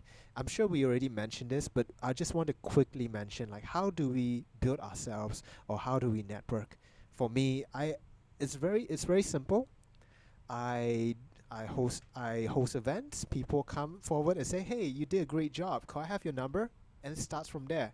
It's it's it's so easy when you do a good job that people come up to you to get numbers, and then you get a job next month. It's crazy how it works. Another way is through a MC group or a event organization, because the I can tell you the restaurant that I do at wedding dinners is in KL Live, called Ayat Bao Yu Fu Ling Jiu Jia. It's a wedding dinner. It's a Chinese restaurant near to KLCC. Very nice place. Has 4 banquet halls. And the craziest thing is, my MC group pretty much owns the whole place in terms of MC. My MC group is the only people who MCs in that building. And it's the craziest thing because that means that only me and my colleagues get to MC there. No one else does it because we have great relationships with them. We gave them such a great impression that they just only want us.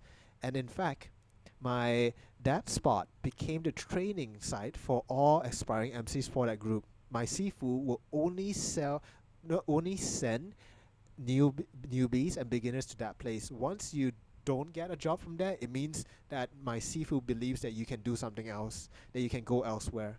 And such a, I think it's a very unique experience because I don't think a lot of people would have this sort of experience where, well, I didn't know event group owns the restaurant. It happens a lot, especially in Chinese wedding dinners, and especially in malls. Every mall, there's always that one fixed MC doing the Christmas, the Chinese New Year, the Mooncake Festival, the Hari Raya, the Deepavali. It's always that one person. And it's so difficult to get in that spot. And here's my tip: be friends with the MC who does it, because who knows, one day that person's busy to do Mid Valley, might give you to do Mid Valley.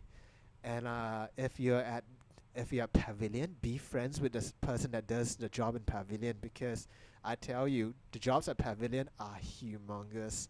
If I tell you that 1,000 for me in a Nissan showroom is high, while you haven't seen what a Genting show gives you.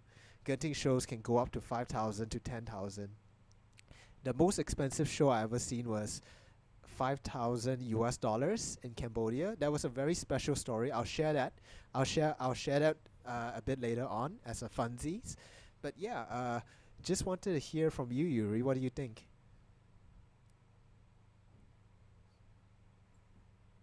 Okay. So we were talking about how to build networking, right? Yeah. And yeah, as Justin mentioned, one of the easiest ways, and again, this is why I feel like my career is built on coincidences. Like Justin mentioned, people will just like come up to you and be like, "Hey, you did a good job," and then they pass you their card, and then, oh yeah, make sure you do this.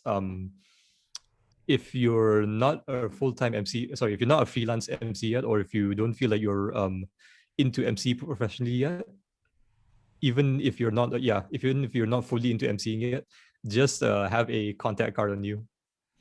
My first few events where I did professionally, I didn't have a contact card, and the looks on the people's faces were so sad. It went like this. They came out to me. They said, "Hey, you did a good job. Can I have a contact number?" I'm like, "Oh yeah, sure. I'll pass you my number." And then like, "Oh, you don't have a card?" And then I'm like, "Oh no, I don't have a card." And then they're like, "Oh, okay, yeah, what's your number?" And I never hear back from them ever again. If you give them a card, you will get much better results. And if you give them a card, most probably if they're some working person, they'll probably give you their card in exchange. And Justin also mentioned that there's event companies and groups, right? Well, that's dependent on you. Sometimes you will do events that are tied to groups or companies.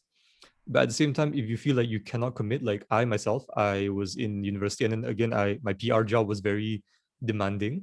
So I did not opt to join a event group. But joining an event group is basically like this. You are in contact with them, and every time there is an event, they will spam out messages to you and every other MC who are connected to that group.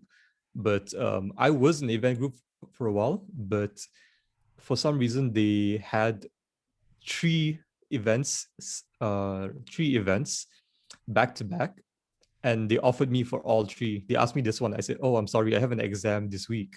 Then the next one they asked me was also during my exam. I said, "Oh, sorry, I can't do that either." So after I turned them down twice, they just stopped sending me. So that's one thing you kind of have to, if you're in an event group, that's kind of the pressure you're on. Once you join them and they don't expect much from you, sometimes they will just straight up cut contact from you. And a year later, I tried to get into contact with that guy again, the guy from the event group, because I was already out of uni and I saw a bit more free time on my hands. So I tried to contact the guy again, and he's like, "Oh yeah, sure. If I ever have anything, I'll let you know." But of course, he didn't let me know about any future events. So that's one of the pressures of joining a group. And there was also, Justin also mentioned a MC group, right? Well, if you go on Facebook, I think, hold on, let me have a look. The EMCEEs Union group? Yeah, there's a MC group on Facebook. I will try to find the exact name and I'll post it in the chat in a bit.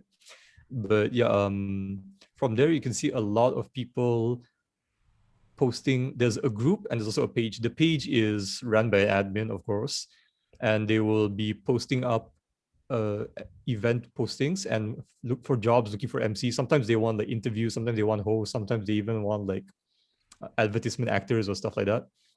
And there's a group where it's just MCs talking to each other. There's a lot of job postings there also, but there's also a lot of exchange of what's your best experience. And but most commonly you will see them exchanging portfolios. They'll be posting their resume. They're like, "Hi, I am MC Yuri. I hosted this event. Take a look." And then they'll post pictures of them, or they post a video like, "This is one of my favorite events." To get into contact with me, reach me here on Facebook or my phone number, so on. And I was even in a few MC groups, but I don't know why. A lot of them, some of them use WhatsApp, but a lot of them prefer WeChat for some reason. And I don't use WeChat, so I downloaded WeChat just for that. But the problem was I changed my phone and I forgot my WeChat account. I forgot my WeChat password, everything. So I basically lost the MC group. And WeChat is weird. If you want to get back your WeChat password, three of your friends have to message you on WeChat. But problem is I don't use WeChat with my friends, so my account is just gone for good. So yeah, I might have to make a new account sometime soon. But yeah, there's that, and also being friendly to the people you work with, dropping your name card in random places sometimes dropping in a restaurant, like those bowls where they put in name cards, drop it there. But again, just go talk to people. Like I've approached quite a few MCs while I'm at their events. I'm like there's this one I met one time. I just didn't mention. I call them the resident MCs, the resident MC of one Tama, because every single festival I always see the same guy. So one time I approached him and I asked him, "Oh, how long have you been MCing?" I'm like, "Oh, hi, introduce yourself, of course. Like, hi, I'm Yuri. I'm also an MC. I'm just curious to know, like, how long have you been MCing here?" And then like, yeah, just make some small conversation with them. But of course, mind what you say. Also, you might not want be one thing. One thing about when you're MCing or networking with people is that to be very careful with the words you pick, because there was one time I met a lady. She was somewhat of a celebrity, a small Malaysian celebrity, and she said she's an artist. I'm like, oh, so an artist like a singer or a painter? And then she's like, no, no, I'm an artist who's in front of the camera. I'm like, oh, you're an actor? And then she's like, yes, I'm an actor. And then I don't know why it came out of my mouth straight. It just came out of my mouth like this. Oh, so actors are artists too? And I'm pretty sure I very offended her. Like, thank God I wasn't MCing at that time. I was just speaking to her off stage. But yeah, I managed to speak with her and she was quite nice. She got me one or two jobs like hosting birthday parties and so on. But yeah, don't be afraid to go talk to people, because again, we live in a very shy world where if you're an MC, you're probably not that shy already. So when you speak to someone, especially if that person is a bit shy, you probably can already have like a bit of an edge. You can probably like get them to open up a little bit. But yeah, just be friendly. Don't be afraid to talk to people, especially people who you think look interesting, like the event organizer. Sometimes if you're friendly with the event organizer, next time they'll be like, hey, I like you. Why don't I call you again for next time? Because honestly, for 2020, I barely had any jobs, and also I didn't really put myself out there looking for any, but I got quite a few jobs just because of the because of the event organizer that I frequently work with. So he's like, hey, MCO is over. How about I'm planning to have this event, this roadshow. Are you free for this? And yeah, and one way that's good for networking also is if you know other MCs and you have to pass on a job, and if you are quite close with the organizer, not say close, if the organizer is understanding, or if your MC friend is quite close as well, you can always tell the organizer, hey, I'm sorry, I'm not available for this event. Is it possible? But would you like me to recommend another MC? So yeah, that's something I've done quite a few times, and I feel like it's tightened my bond with the other MC as well. But I don't know how to feel about this, but after a while, the organizers started asking the other MC directly instead of me. So yeah, it's a good way to network, but at the same time also be careful, I guess. It's a bit hard to manage though. Yeah, it's a good way to meet people just by going out there and talking. So if you see an MC hosting another event, don't be afraid to go up to them and talk to them. And yeah, that's a quite easy way to network. Those are very fantastic points, Yuri. Like, I just want to add on about the passing on jobs part. For me, what I do is I pass on to my friends. Usually, not my, I wouldn't say my close MC friends, such as Yuri or Brian or Sulin or anyone I know, because I know that when I help them, they likely will help me back. I wouldn't pass to strangers ever. That would be my last resort if the event organizer was like, I really need someone. For my case, I would give it to my MC group, my Sifu, and then see he delegates to who. So I think this symbiotic relationship is very important in terms of expanding your network while looking at it. and also looking at Yuri's stories about being careful in when talking to people. I always keep in mind, I always say this, like, I live my life as if I'm being recorded on camera, as if I'm live, as if I am hosting, because I wouldn't want to be caught off guard when I said something wrong. And this is important in the case of networking with other people or like talking to event hosts, because sometimes we might not be able to control ourselves at times, but we are able to be aware. I think having that awareness, it helps a lot in terms of mitigating or minimizing the damage should they happen. And also a very big challenge to all aspiring MCs. I know you guys are in Connaught Toastmasters, so you might be close to Lashemore or close to Eco Cheras. I want to challenge you guys in the next festival to go up to whether at your convenience, go up to the MC and get to know them. I personally have not done this because I came back not long ago and I didn't go out for Christmas nor Chinese New Year because of the pandemic. But when things are better, go out there, go to Lashemore or Eco Cheras and find out who the host is and tell me to prove that you actually do it, so that I know that, hey, you actually do something from this event.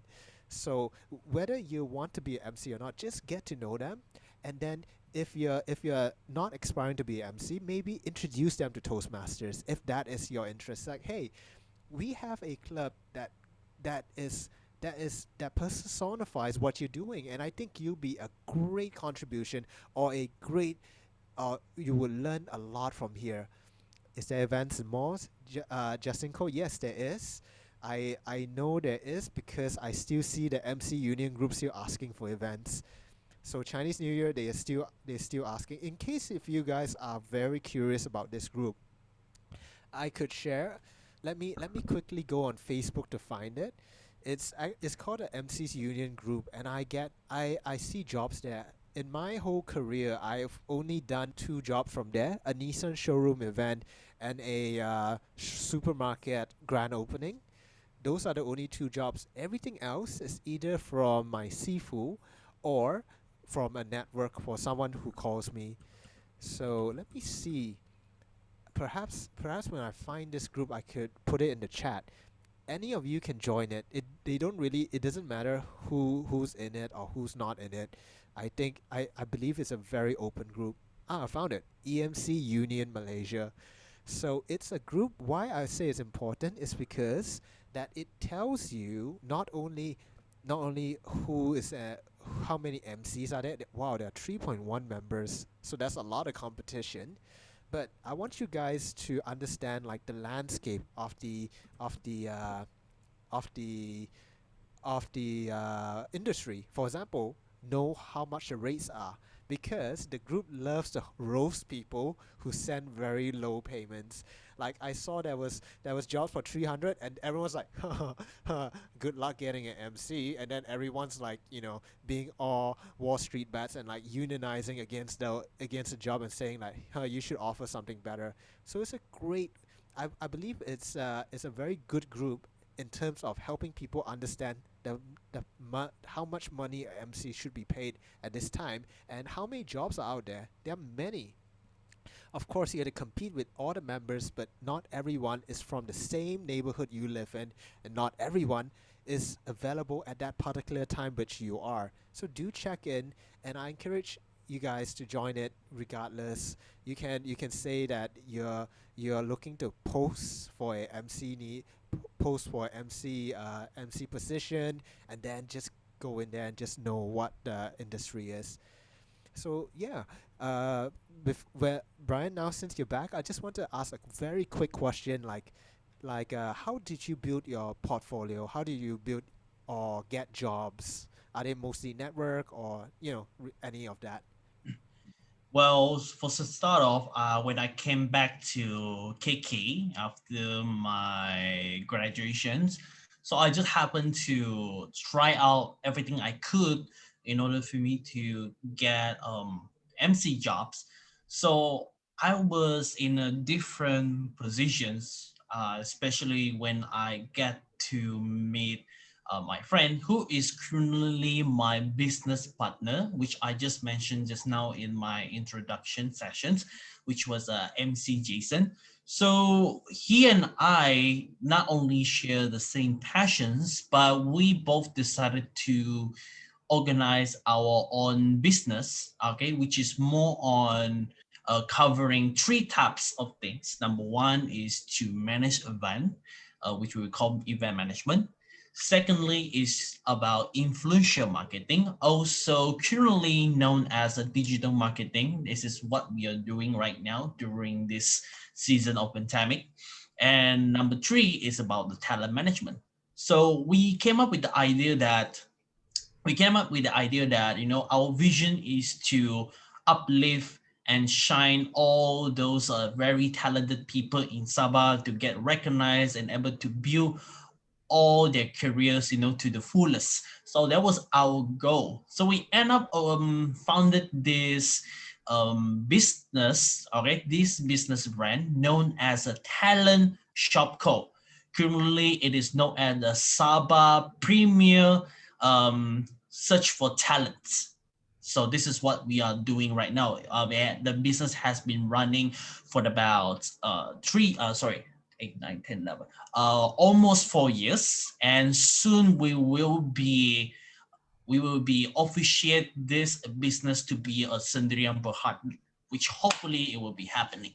So to make it short, throughout this venture that I have with my business partner, not only with him, but also goes with the other 3 business partner, there was about 5 business partner in this company, Talent Shop Co. You guys can check it out. Later, I will share the links for you guys to take a look. So from there, we not only focusing on providing our MC service, but we also want to find ideas, how to approach different corporate clients, with a certain package that they will be willing to take us, to organize the event, if not manage the event. So from there, we got the chance to take MC job because we also offering a different packages. Say for example, if a group of clients would prefer us not only provide MC service, but also would like us to provide dancers, to provide, magicians, live band, anything that is included in package which sound convenient to them to take on it as their considerations, it can happen. So it has been about almost 4 years, and throughout the time that mostly involves with the event package, we have been invested quite amount budget on different event equipments, just like a sound system, lighting systems, which is available for for especially those people who would like to have a photo booth, in their event, things like that. We have resources when it comes to searching for talents in Sabah. Right, so from there we get the opportunity, as I myself also get the opportunity to get more MC and from different companies. I even got the chance to MC in KL, in Johor, in Penang, in Sarawak as well. That one happened during my roadshow tour with Kuku Malaysia. So they invited me and MC Jason to be the MC by running through the Malaysia tour around the places. And also at the same time, the reason why we got the job is because we offered them a numerous amount of package, which also including some talents will be joining Kuku as well to take part into this tour as well. So we got the chance. And also at the same time, in this company, I position myself as more of a backup MC. Yes, actually, it's more of a backup MC. Even though I was mentioning just now that I have hosted more than 110 events. Well, if you guys have a chance to get to know my business partner MC Jason, that guy is like triple my experience. Actually, he started the same year as us, but he is in a different way because he took this MC as more than full-time, more than part-time, unlike the rest of us who took this as a part-time, like swinging out, like to the point that he could get a chance to earn 5-figure a month as an MC, because it's like almost every week he will be taking the opportunity to fly out to KL from Sabah to host for any sort of event. So I got a chance to be with him, because there are times that he was so busy that he will be like telling the corporate client, hey, you know what? We have another MC in our company. We have MC Brian, who will be more than willing to take on this job to help for your events and things like that. So from there on, I took the chance to join him at the same time, into this journey. If like there's events that he somehow couldn't take it because he has 2 or 3 events in a day, and on the same day, somebody looking for him for another event on the same day. So he'll be like, okay, why not I give this to Brian? So it happened very often, especially from 2018 to 2019. I believe 2020 is not a good year for most of us, but we will come for that later. I think Justin will bring this up. But anyway, well, I would say, yeah, we also work with numerous corporate clients like Sunway, specifically in KL. Like I mentioned, Kuku, Toyota, Mitsubishi, what else? BMW.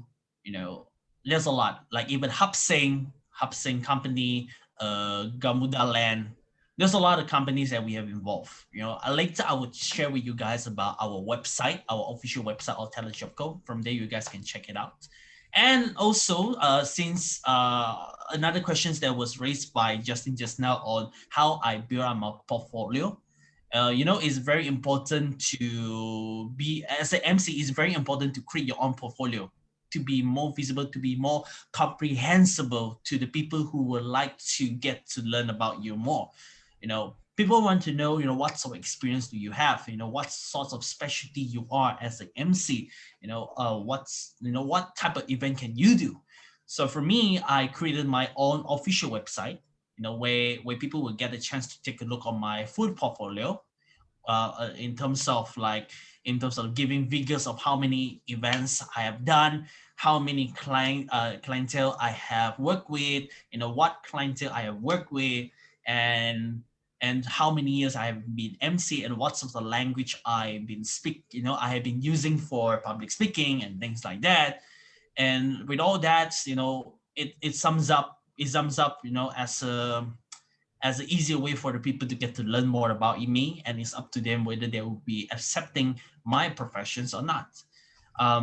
So from there, I also get the chance to in some of the MC community. We do have a North Borneo MC community where we just connecting with all those MC in Sabah, and also at the same time, like you guys, especially with Justin, he just mentioned he just came back. He would like to get in touch with us, which is why we have these sessions right now. And I'm really glad, to have, this community where we can, learn to support one another, learn each other's skill, learn each other's, strength and weaknesses, and how we can improve one another, because that is a very important things that we should do. Because although that we are in this a very competitive industry, but we have to understand that without us helping each other, just like what Justin and Yuri mentioned, that we would be more than happy to work together with other MC for any upcoming future events. If says they're looking for two MCs to be both lead MC and co-MC and things like that, is very important. And I also just happened to join, this one of the Facebook group, which is the Emcee of Malaysia Facebook group. You guys can also check it out as well. They also have been posting quite numbers of jobs. Last time, I'm not talking about, recently, obviously because of this pandemic situations, but let's pray that things will be over and we can go back to normal, and we can shine ourselves as MC just like there's no tomorrow. Just hope everything this will be over. But I believe this will be come up with the interesting topic. We'll be will be given by Justin in a short while. So that's all from me. Back to you, Justin. Thank you, Brian. So to add on to yours about portfolio, I'll tell you how I prepare mine. Mine is not very comprehensive. It's very simple. It's my portfolio is basically with my sifu. My sifu just puts in a good word, and then that's how I get a job. But whenever I need to promote myself, I have a MC's sort of CV, which is just one page, a bunch of pictures, and talk about my experiences, what I've done before. I haven't touched my MC CV in a very long time, but I'll share it once I find it. But another way I get myself a portfolio is, as you can see, YouTube videos. So if you look at the link, it leads me to a video of last year's Belfast Malaysian Night, a Malaysian event hosted in the UK. I was the host for the Malaysian Night of 2018, 2019, and 2020. All three videos are found in that YouTube channel, and the best part is the entire event is recorded, so they can see me from start to end. Usually what I do is I just pick up the time points where the best parts come in. And you get to see MC Sulin in action too. She's by far the most she has the most charisma and most chemistry with me, and suits us so well. Why? Because we are both two sides of a coin. I'm very calm, very formal, and she's explosive and exciting. That yin and yang is what makes the event so great, and doesn't stop there too. There are many times I had to partner with someone. Why? Because the event needed someone fluent in Cantonese, and the Cantonese speaker couldn't speak English well. So what we partner up, split the money. There was one very funny story. I was so desperate to get this job. It was an event for 5,000 ringgit. Why? It sounded like a very normal event. They just need an MC for a reunion dinner. And why was it 5,000? They needed a Japanese speaker. What I did is, in my whole Instagram and my social media, I posted, I need someone who can speak Japanese and could MC with me. I'll pay you 2,500. So I split half.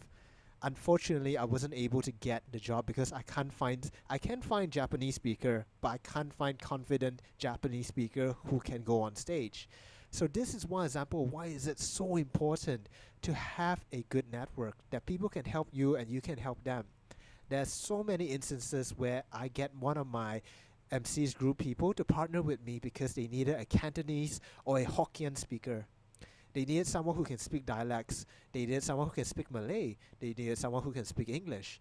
But of course, if you're someone who can speak all the languages, you can keep the whole pot. Which is why it's so important to learn every language, or at least the language you love, if you want to be an MC. Right now, I'm working on Mandarin, but I'm also learning Espanol and also Japanese. How? On Duolingo. So I believe I told this to my fellow Toastmasters too. I'm not very good at Espanol, but I could speak un poco, a little. But I'm working on that. It's just to show that whether you're MC, there's no finish line. There's always a continuously learning experience. So I shared the video. It's a very good reference for everyone who wants to see in action what an MC looks like. And you can look at 3 years worth of events, and you can see how each event is different, how each event is hosted very carefully and hosted very unique. Because I would say my strong point is that every event to me, I don't host it the same. There are similarities in templates, but they are never the same old things I repeat. So I guess that's one thing I offer to people, which brings me to a point. Being an MC or being a speaker in general, make yourself unique to you. That means I'm not trying to say make up something unique. Discover who you are and then find out what in you is unique, which I think what really sells a lot of things. I can't imitate Joe Rogan. I can't imitate MC Dennis or I can't imitate like the best tech talk speakers. But what I can do is listen to them and learn what I could learn, what I could implement and see does it work for me, which is what I do a lot. So I'll bring to another important point before we go on to funny stories and crazy stories. I want to bring out what MCs are doing today. So I'll fill in for Su Lin's part. She mentioned that she's a freelance MC on Fiverr. She's not attached to an MC group because she is a practicing lawyer. She is an aspiring lawyer, so she can't go on to a MC group. She can't be locked to an MC group and having to commit.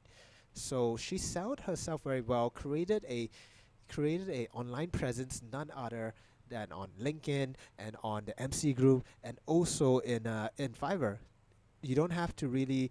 I don't have the link to a Fiverr account, but I'm sure you can just go on Fiverr and type event hosting, EMC, or something similar, public speaker. There are many gigs for you to try. And I suggest this for Toastmasters too. You don't have to be an official professional AMC to do it. You can start from little jobs like audiobook speakers. There are a lot of people hiring freelance audiobook speakers, and they want people who imitate certain cultures because this book is written in this setting. Maybe they want a very Malaysian audiobook reader because the book was written based in Malaysia. That's an idea. I would keep this to myself and profit, but then I think it's important to share to everyone that these are opportunities. Another thing is being a representative speaker or a represented brand representative. For example, let's say Nivea or your favorite brand wants a spokesperson to do an ad or host an online show. Then you can be that person to speak for them, because sometimes the CEOs of a company are introverts themselves, don't dare to speak out, so they need someone to represent them. That's what brand ambassadors are for, because the CEOs themselves feel that these people are more effective at communicating than themselves. That's why they hire them. One other thing is also voice acting for animations and cartoons. So many of them. If you love anime and if you love animating anime, you can dub for fan fictions or like fan made arts or like YouTube episodes. They are looking for them. A lot of them. I can tell you on YouTube, many creators would want to hire, especially those not confident in themselves. Let me give an example.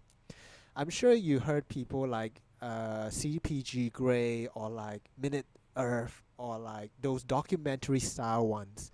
A lot of aspiring YouTubers are doing this, but their own voice is not great. Maybe they have an accent.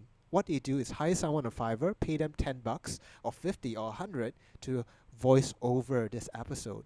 So it could be a topic on climate change. It could be the new EV vehicles. They just need someone to talk about it who's charismatic, and they can't afford a celebrity. They can't afford a professional speaker. But you, on the other hand, would take $10 for this. So why not? And $10 is 50 ringgit. That's like quite a lot, isn't it? So look out for these on Fiverr, and these are just one of the few examples there are. And you even as Toastmasters, you can do it too. You can put in your CV, you're a Toastmaster, you've been in competitions, you gave speeches, and you gave how many speeches? Maybe 200 speeches. This will be another step forward in putting your public speaking skills into work, into making something out of it, whether it's contributing to a society or making money out of it. Or why not do both in the same time? If it's a good cause about something about narrating a video on climate change and you believe in that, why don't you take the Fiverr gig as well? So look out for that. That's endless opportunities. I just want to quickly ask the other MCs, have you thought of anything that I have not mentioned or have experienced something I have not mentioned? Okay, so well, you mentioned the whole Fiverr thing, right? Well, I tried Fiverr. It's not really picking up much in Malaysia. That's one thing. But that was like a few years back, like 2-3 years back. So maybe now Fiverr is much bigger. It's I know it's international, but when I tried it, it was relatively new because I was looking for a lot of online things to do. But one thing that you mentioned, and I think you mentioned that Sulin also did like YouTube videos, and you mentioned that I do YouTube videos, and the reason why I did that was because like one, I felt really bored just like sitting at home working. I don't want to like working in the office is already bad enough. So like staying in your own room and doing the same thing you do in your office, it's like, you know, people say like when you're working in the office, you're kind of like slowly dying. So I'm already slowly dying in the office. I don't want to be slowly dying in my own room. And honestly, working from home, I had a lot more free time because in PR, it's a bit hard to do things when you can't like go out there. You can't like do like road shows. You can't do publicity events. And also, even if you can, is it really like a good time? Like if you do it now, people you will look like you don't care about like the current situation. So I thought like, hey, I like to talk, and I have made a few videos in the past, so why not like try pursuing it now? I mean, I'm not like a big YouTube channel or whatever, but I just enjoy talking. People ask me what my channel is about. I'm like, I don't know. I just talk about what I like. Like a video I'm planning to make is like, should you put butter before or after you toast your bread? So yeah, that was one thing I tried just because like I enjoy talking. I didn't get to MC for any events like for quite a while because of pandemic, and I like talking. But I think Brian mentioned this really early on, about like talking in front of a camera, where talking in front of a camera is much more difficult to give yourself energy to talk. Like when I'm talking to my camera, I'm staring at it. I'm like, after I say 1-2 words, I'm like, uh, I don't feel this coming up. But like what you mentioned now, it's good to have like an online presence, and whenever I do MC jobs, I kind of post it on my social media. So not to like brag or whatever, but like to make people know like, hey, I'm MCing. Because I have gotten a few jobs where my friends on my contact list are like, hey, I remember you MC events. Are you free for this or that? Or like, can you host my online forum? Stuff like that. So yeah, online presence is really a big thing. And now that you mentioned Fiverr, I might consider going back to it because the last time I tried it was like 3-4 years ago, and my skills weren't polished either. So I might go back to that and yeah, just keep on trying to learn to talk to a camera because I'm starting to think that's a very important skill that's gonna happen in the times to come. That's a very great point. To just tease you guys, Sulin charges $50 to $250 for a Fiverr event, and she has she already done 5 of them. So I think you guys should consider it. So so Brian, do you have anything to add on from that? Well, based on the sharing that you both have, while I'm also looking at, reaching out more opportunity, something just like what you mentioned about Fiverr, I look forward to take a look in it.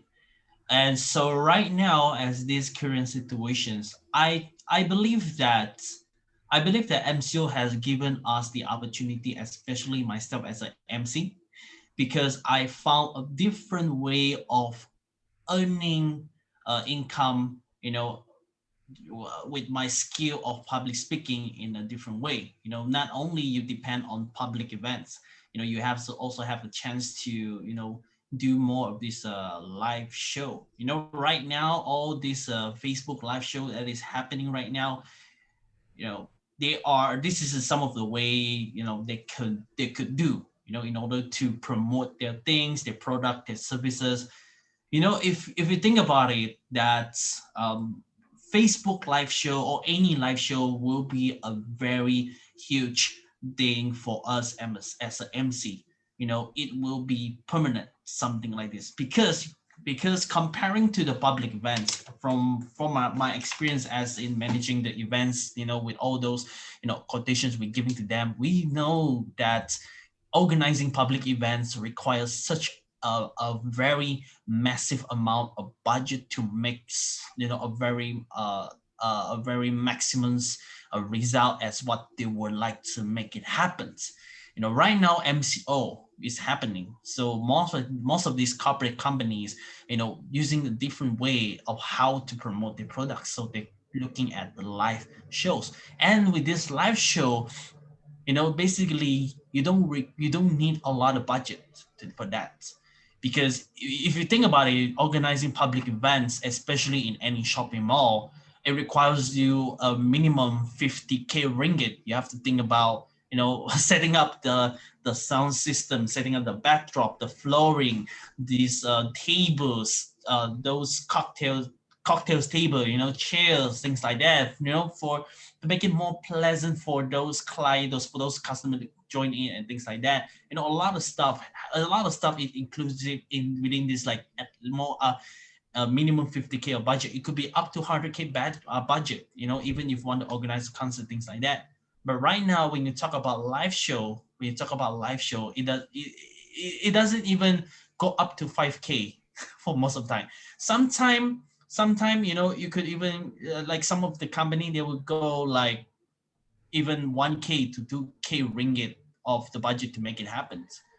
So for them, budgeting is not their concern when it comes to do live show, and it is more feasible. It is more feasible to many audience from a different range, because like what I'm talking about is that when you're organizing a public events, things like that, you're only approaching to those people in that area.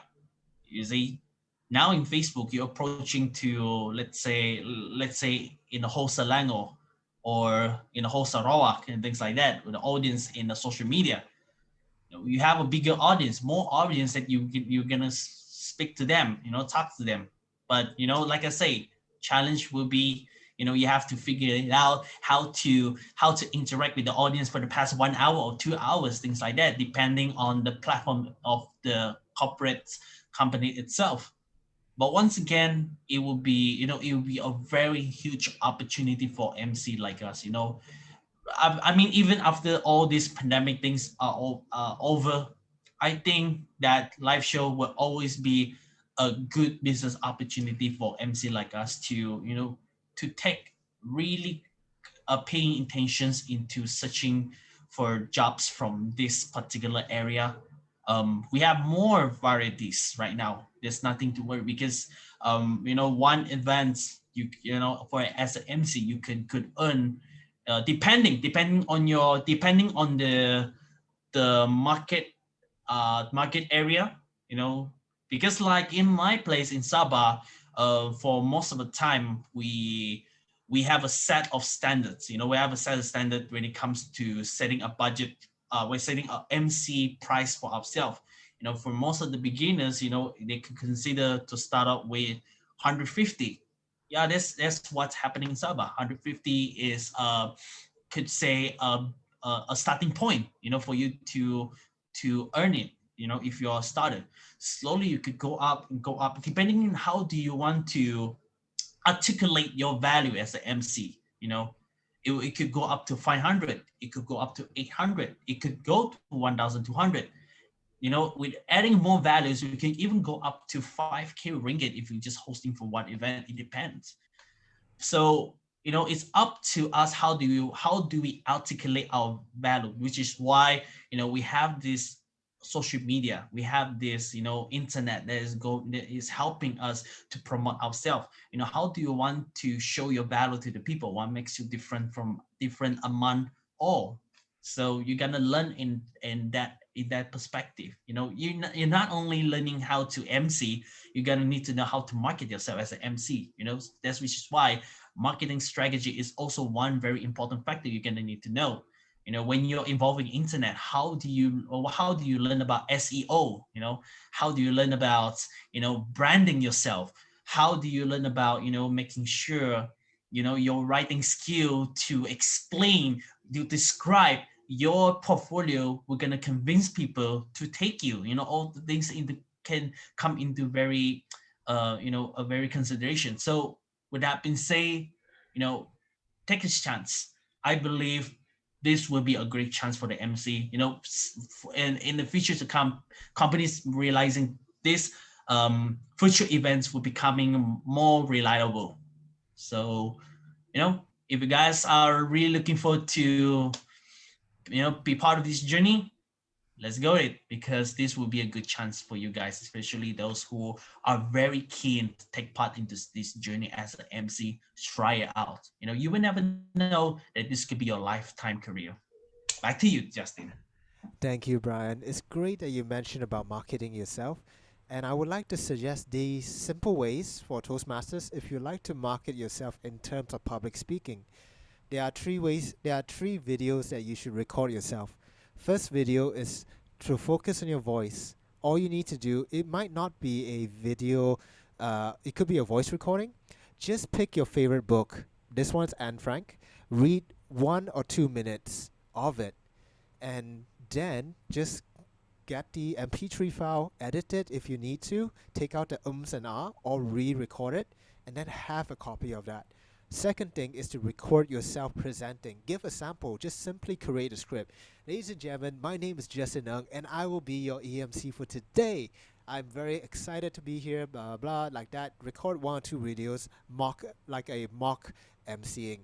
The third one is recording real videos of yourself ever doing something like that, which is what I want to suggest, that when Toastmasters do have physical events, ask for permission to record yourself when you are the host, so that you may use it in promoting yourself if you want. But of course, ask permission, because I'm not too good at this, not too familiar with this part.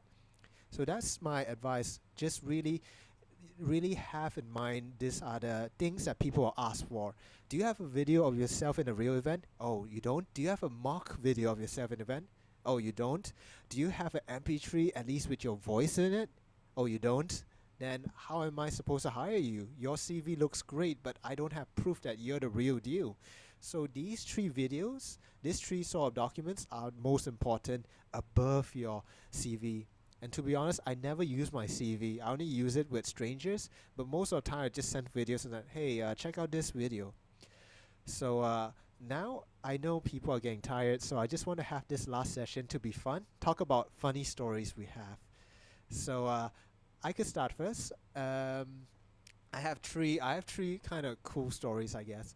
But I guess one good thing about being in a MC group, having my Sifu, is he actually asked me this year if I wanted to host an event again for a banquet dinner in English, banquet lunch, I think. But then the client had not enough budget to afford me, so I don't know whether my price is high, or just that they don't have enough money.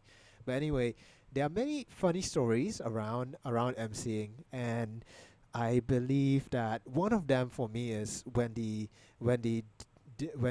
clients ask a lot, like when they ask me to sing, they ask me to do this and that. One of the things that I have to do, and this is not just me, is that there was one reunion dinner on December 31st, the final day of some year, I forgot which year, that my whole MC group was invited. So we had this special dinner where we have 5 MCs to host an entire event, where we did it like a AMA award style, where 2 MCs come out and then a new 2 MC, like how a different celebrity comes up every time. And we have performances too. No worries, Justin. So please have a good rest. And we have performances too. I had to act in it. Like I did a cowboy skit. I did a what other skit? I did so many different skits, and the skits are things I love the most. If you look at the video I sent, the YouTube video, in the 3 years of the events, I did skits in them too, and I find them to be very complimentary. But my Sifu had this horrible skit idea. It was fantastic. It worked great. Just that I felt super embarrassed doing it. Is me and another male MC had to dress up as belly dancers for some reason. And this is so embarrassing for me to say, because I don't know the context at all. So we had to dress like ballet dancers, and I had like a lot of my skin showing, and we had to dance in the stage because it was some kind of skit regarding about being a lucky draw, that the winner will get 2 hot ladies to bring home, and apparently it's just me and the other MC. So that was one very embarrassing experience, but I like to bring up, like, there's a lot of fun in MCing too, in terms of how activities are run. They are MC events where I did sort of low-key gambling activities where we have like you get to pick from ping pong balls, and what you had to do is all the audience had to pay 5 ringgit, and we add it to the pot, and the pot's on the stage, and we keep putting money in there, and there's only above like 200 ping pong balls. One of them at the way bottom, hidden somewhere, is the winner ping pong balls, and like there were so many audience just throwing money into that pot just to try to get the entire pot. That was like up to hundreds to thousands. It was crazy. Like very fun things to do as well. No problem, Valen. Other fun activities I've done was punishing people for in games, like making them do very silly things, making them do perform stuff and all. There was a lot of different instances. What about you guys? Have you guys have any funny stories? Well, oh yeah, okay, we'll go first, Fury. No, I was about to tell you to go first. Oh yeah, sure, okay. Because I'm still thinking.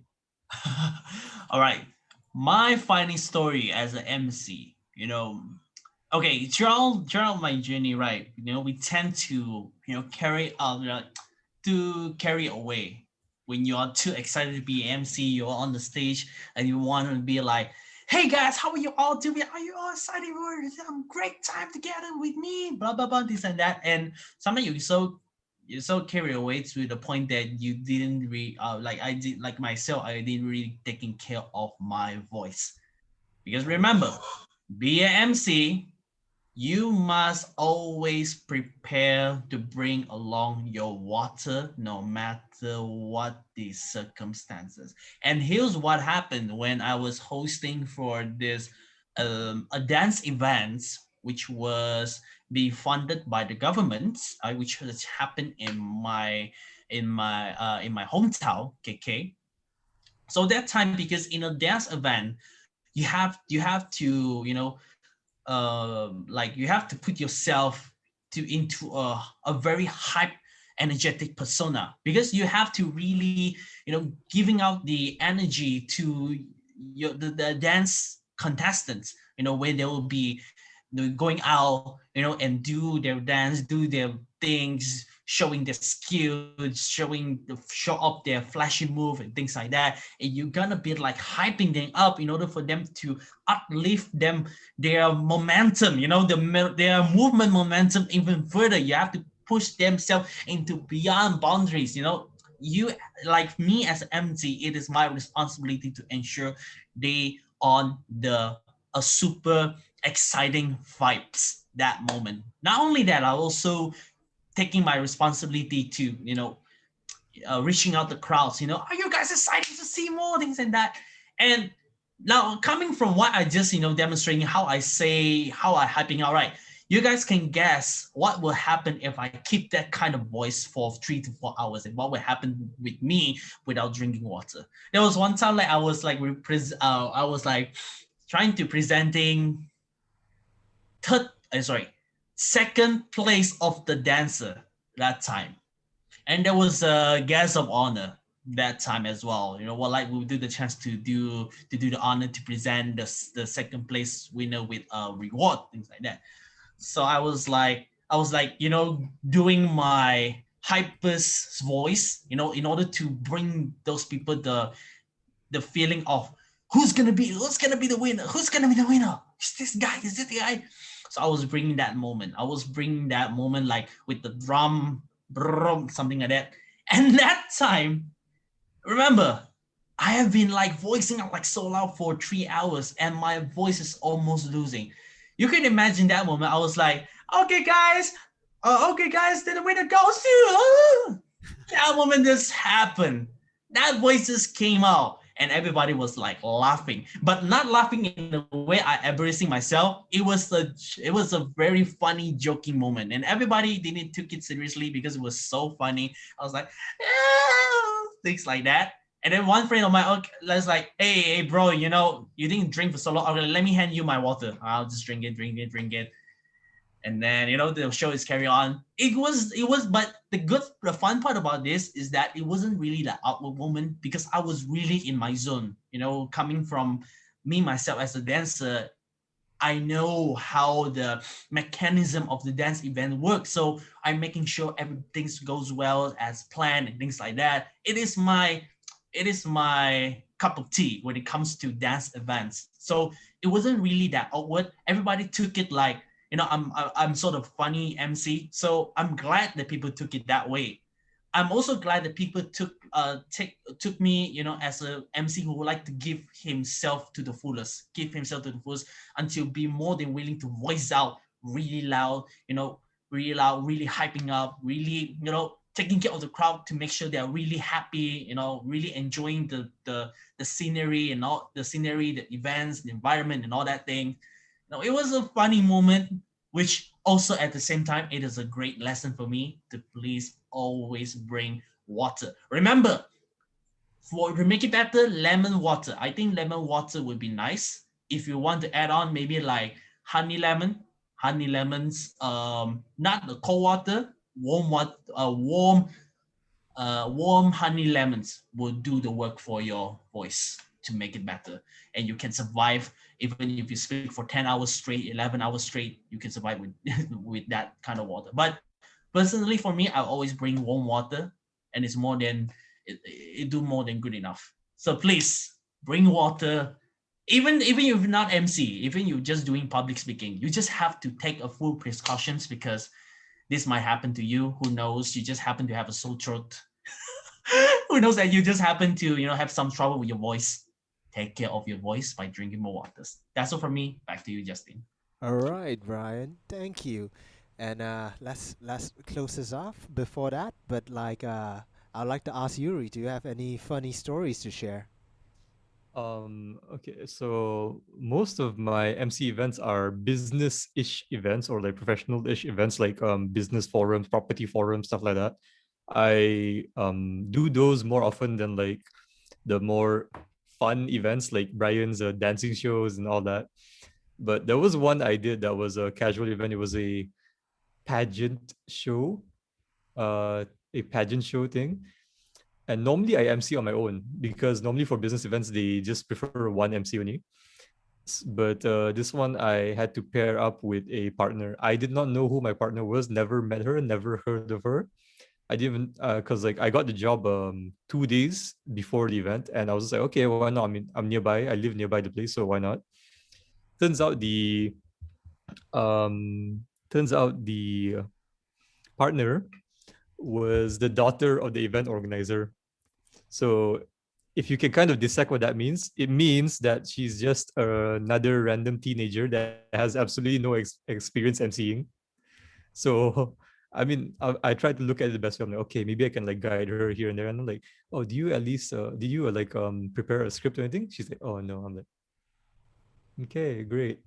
So throughout the whole thing, I tried my best to help her. She was anxious, of course, but she was anxious. It was weird because she was anxious. So I thought she wouldn't speak much or like she would let me speak more because she was like anxious or nervous. But for some reason, she kept like talking over me more instead. I'm uh, I'm like, okay. So I made sure to like wait for when she was done talking, and then I started speaking. But then the moment I started speaking, like not towards the end of my sentence, like halfway through the sentence, she would already like come in and start talking. I'm like, okay. And it was a pageant show event, so it was like very flashy, very shiny, all that stuff. And I think one of the models like fell down or something, fell off the stage. I almost fell off the stage. But yeah, I don't really have that many funny MC happenings because most of my events is a business. It's all like old people coming over. No worries, Yuri. But I'm glad that you shared anyway. I have definitely a lot more to share, but because this meeting is recorded, I don't think I want to share them in public. But if you want to hear them, I'll be happy to share them in person. But anyway, that I guess it's getting late. I don't want to take up people's time too much now. I just want to say thank you again to the MCs for sharing their experience, and thank you to all the guests who are here to listen to us. So yeah, please fill in that form whenever you guys are free. Doesn't have to be today. Could be tomorrow. Could be another time. But I do appreciate your time in this. So before I want to end this, I just want to ask Stephen or anyone else here in general. Like, I was thinking of doing another session, but this is different. I have a British friend who is in acting and who who loves to recite poems, who has done many commercials in terms of for the NHS, which is a healthcare system for this and that, etc. She's aspiring to be an full-time actor. I was thinking like maybe there could be a session about self-expression and creativity. I just wanted to hear, would you guys be interested in that kind of stuff? Hi, Justin. Yeah, we would definitely be interested in having this event because I see that this is a very good event that has actually benefited everyone here tonight.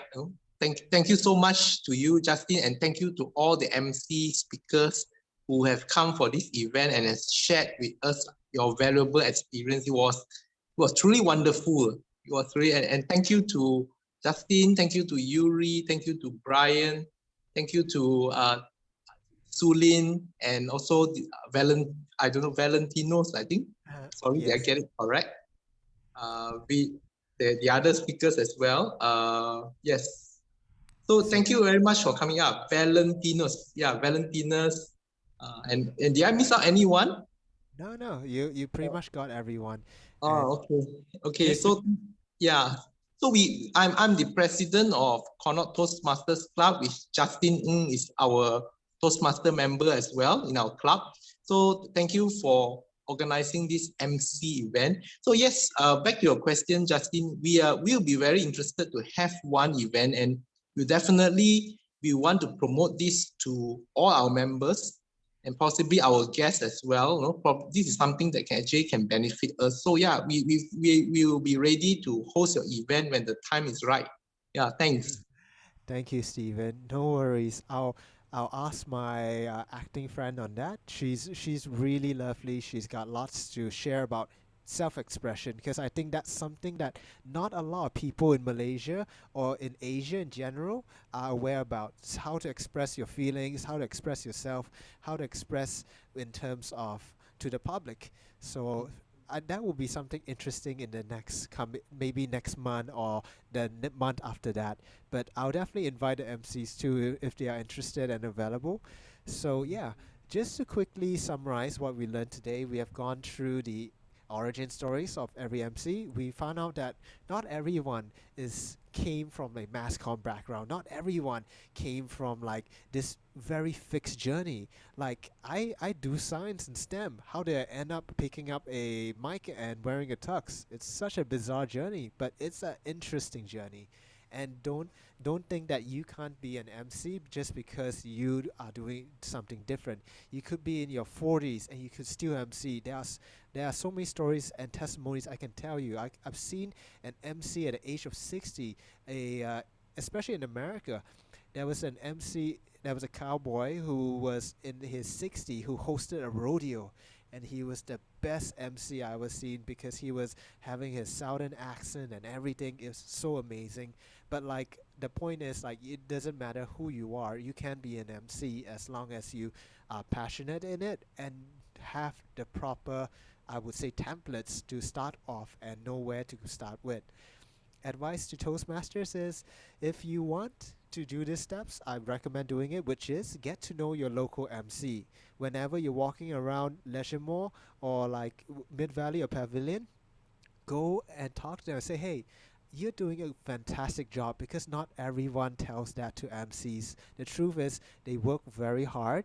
They feel stressed out, they feel nervous, and it would do the world great that somebody approached them and said, you're doing a very good job. I love it. You're so amazing. Because while being the most visible person in the room, the MC is also the most invisible person in the room, if you get what I mean. Like, they are the person who everyone sees, and also the person that everyone does not see. And I believe if you've been in a business, you would kind of get what I mean on that. Things to improve on and things to consider is making a portfolio on public speaking. This doesn't matter if you're a business, this doesn't matter if you're doing public relations or something else. Having this in with you would help you in any form, especially when you're trying to convince someone to take up the sales pitch role. You're trying to convince someone that, hey, I have this job, this is for a new job. What you need to do is prepare three things. Take your favorite book, read 1-2 minutes, record it and save it. Prepare a video about you talking, whether in your favorite subject. It could be, if you're doing pharmacy, give a pretend sales pitch. If you're in architecture, talk about the Burj Khalifa, etc. Third thing is, if you ever go to a physical meeting, or if you're in a Zoom meeting on Toastmasters, ask for the recordings from the Zoom, or record yourself with a tripod and a camera for the parts you hosted. Sure, you can tell people, I've been in Toastmasters for 4 years, but how do you prove it? I have these videos. Take a look. How do you prove that you're a really good speaker and you should be the person picked by this company to be the spokesperson, or picked by this company to give that pitch, or picked by this person to do a gig on Fiverr? That's how you prove it to them. So there can be all the tips and tricks. They are important too, but you have to start from somewhere, and that somewhere is building a portfolio, getting to know your local network, and start and build from there, which I can't emphasize much more. But know your local MCs and have this 3 documents with you. So yeah, I think that's pretty much for me. It's really getting late, but I just want to quickly ask: does anyone has anything to add on, MCs or Toastmasters? Maybe I would like to extend a personal invitation if any of the MCs would like to visit our Corner Toastmaster meeting. We meet on every first Mondays and third Mondays of every month at 7:30 onwards. So we meet via Zoom. So if anyone is interested, I will share with Justin Ng, and you all can come and visit us as a guest. Yeah. So thanks again for tonight. Yeah. That's all. Awesome. So just to quickly let MCs know, Toastmasters is how I keep myself active in public speaking, even though I'm not doing gigs. I just wanted to show that, hey, I can still do public speaking. I can still do hosting events. Maybe I've not been able to secure a job due to this thing, but I find alternate ways. Just like how I'm considering to get on Fiverr to do maybe voiceovers or narration, audiobook gigs and stuff like that. So something to consider for everyone. Like Toastmasters could be somewhere to keep yourself sharp, because I find the curriculums in them keeping my mind in check in terms of public speaking. And I'm not saying this just because of promotion. I'm saying this because it's from how I genuinely feel. So yeah, so it's 4 to 11. If anyone has any follow-up questions or want to hear very crazy stories, you can always let me know. DM me if you want to know about Toastmasters, or if you want to you want somebody to bring you under the wing as to find a mentor. Let me know too. I could try to ask around, or maybe personally refer you to somebody, or bring you along for MC gig. So let me know. It could be just following some musician friends I have who happen to know an MC. That all, because the network is big, huge. There's somebody who knows somebody. So remember, guys, I hope you guys learn a lot, and remember the things I stress a lot, especially the 2 things about your own portfolio, and also about gosh, I'm speaking so much I've forgotten about the other thing. Portfolio, and also getting to know your local MCs. So yeah, thank you guys, and I shall have this recorded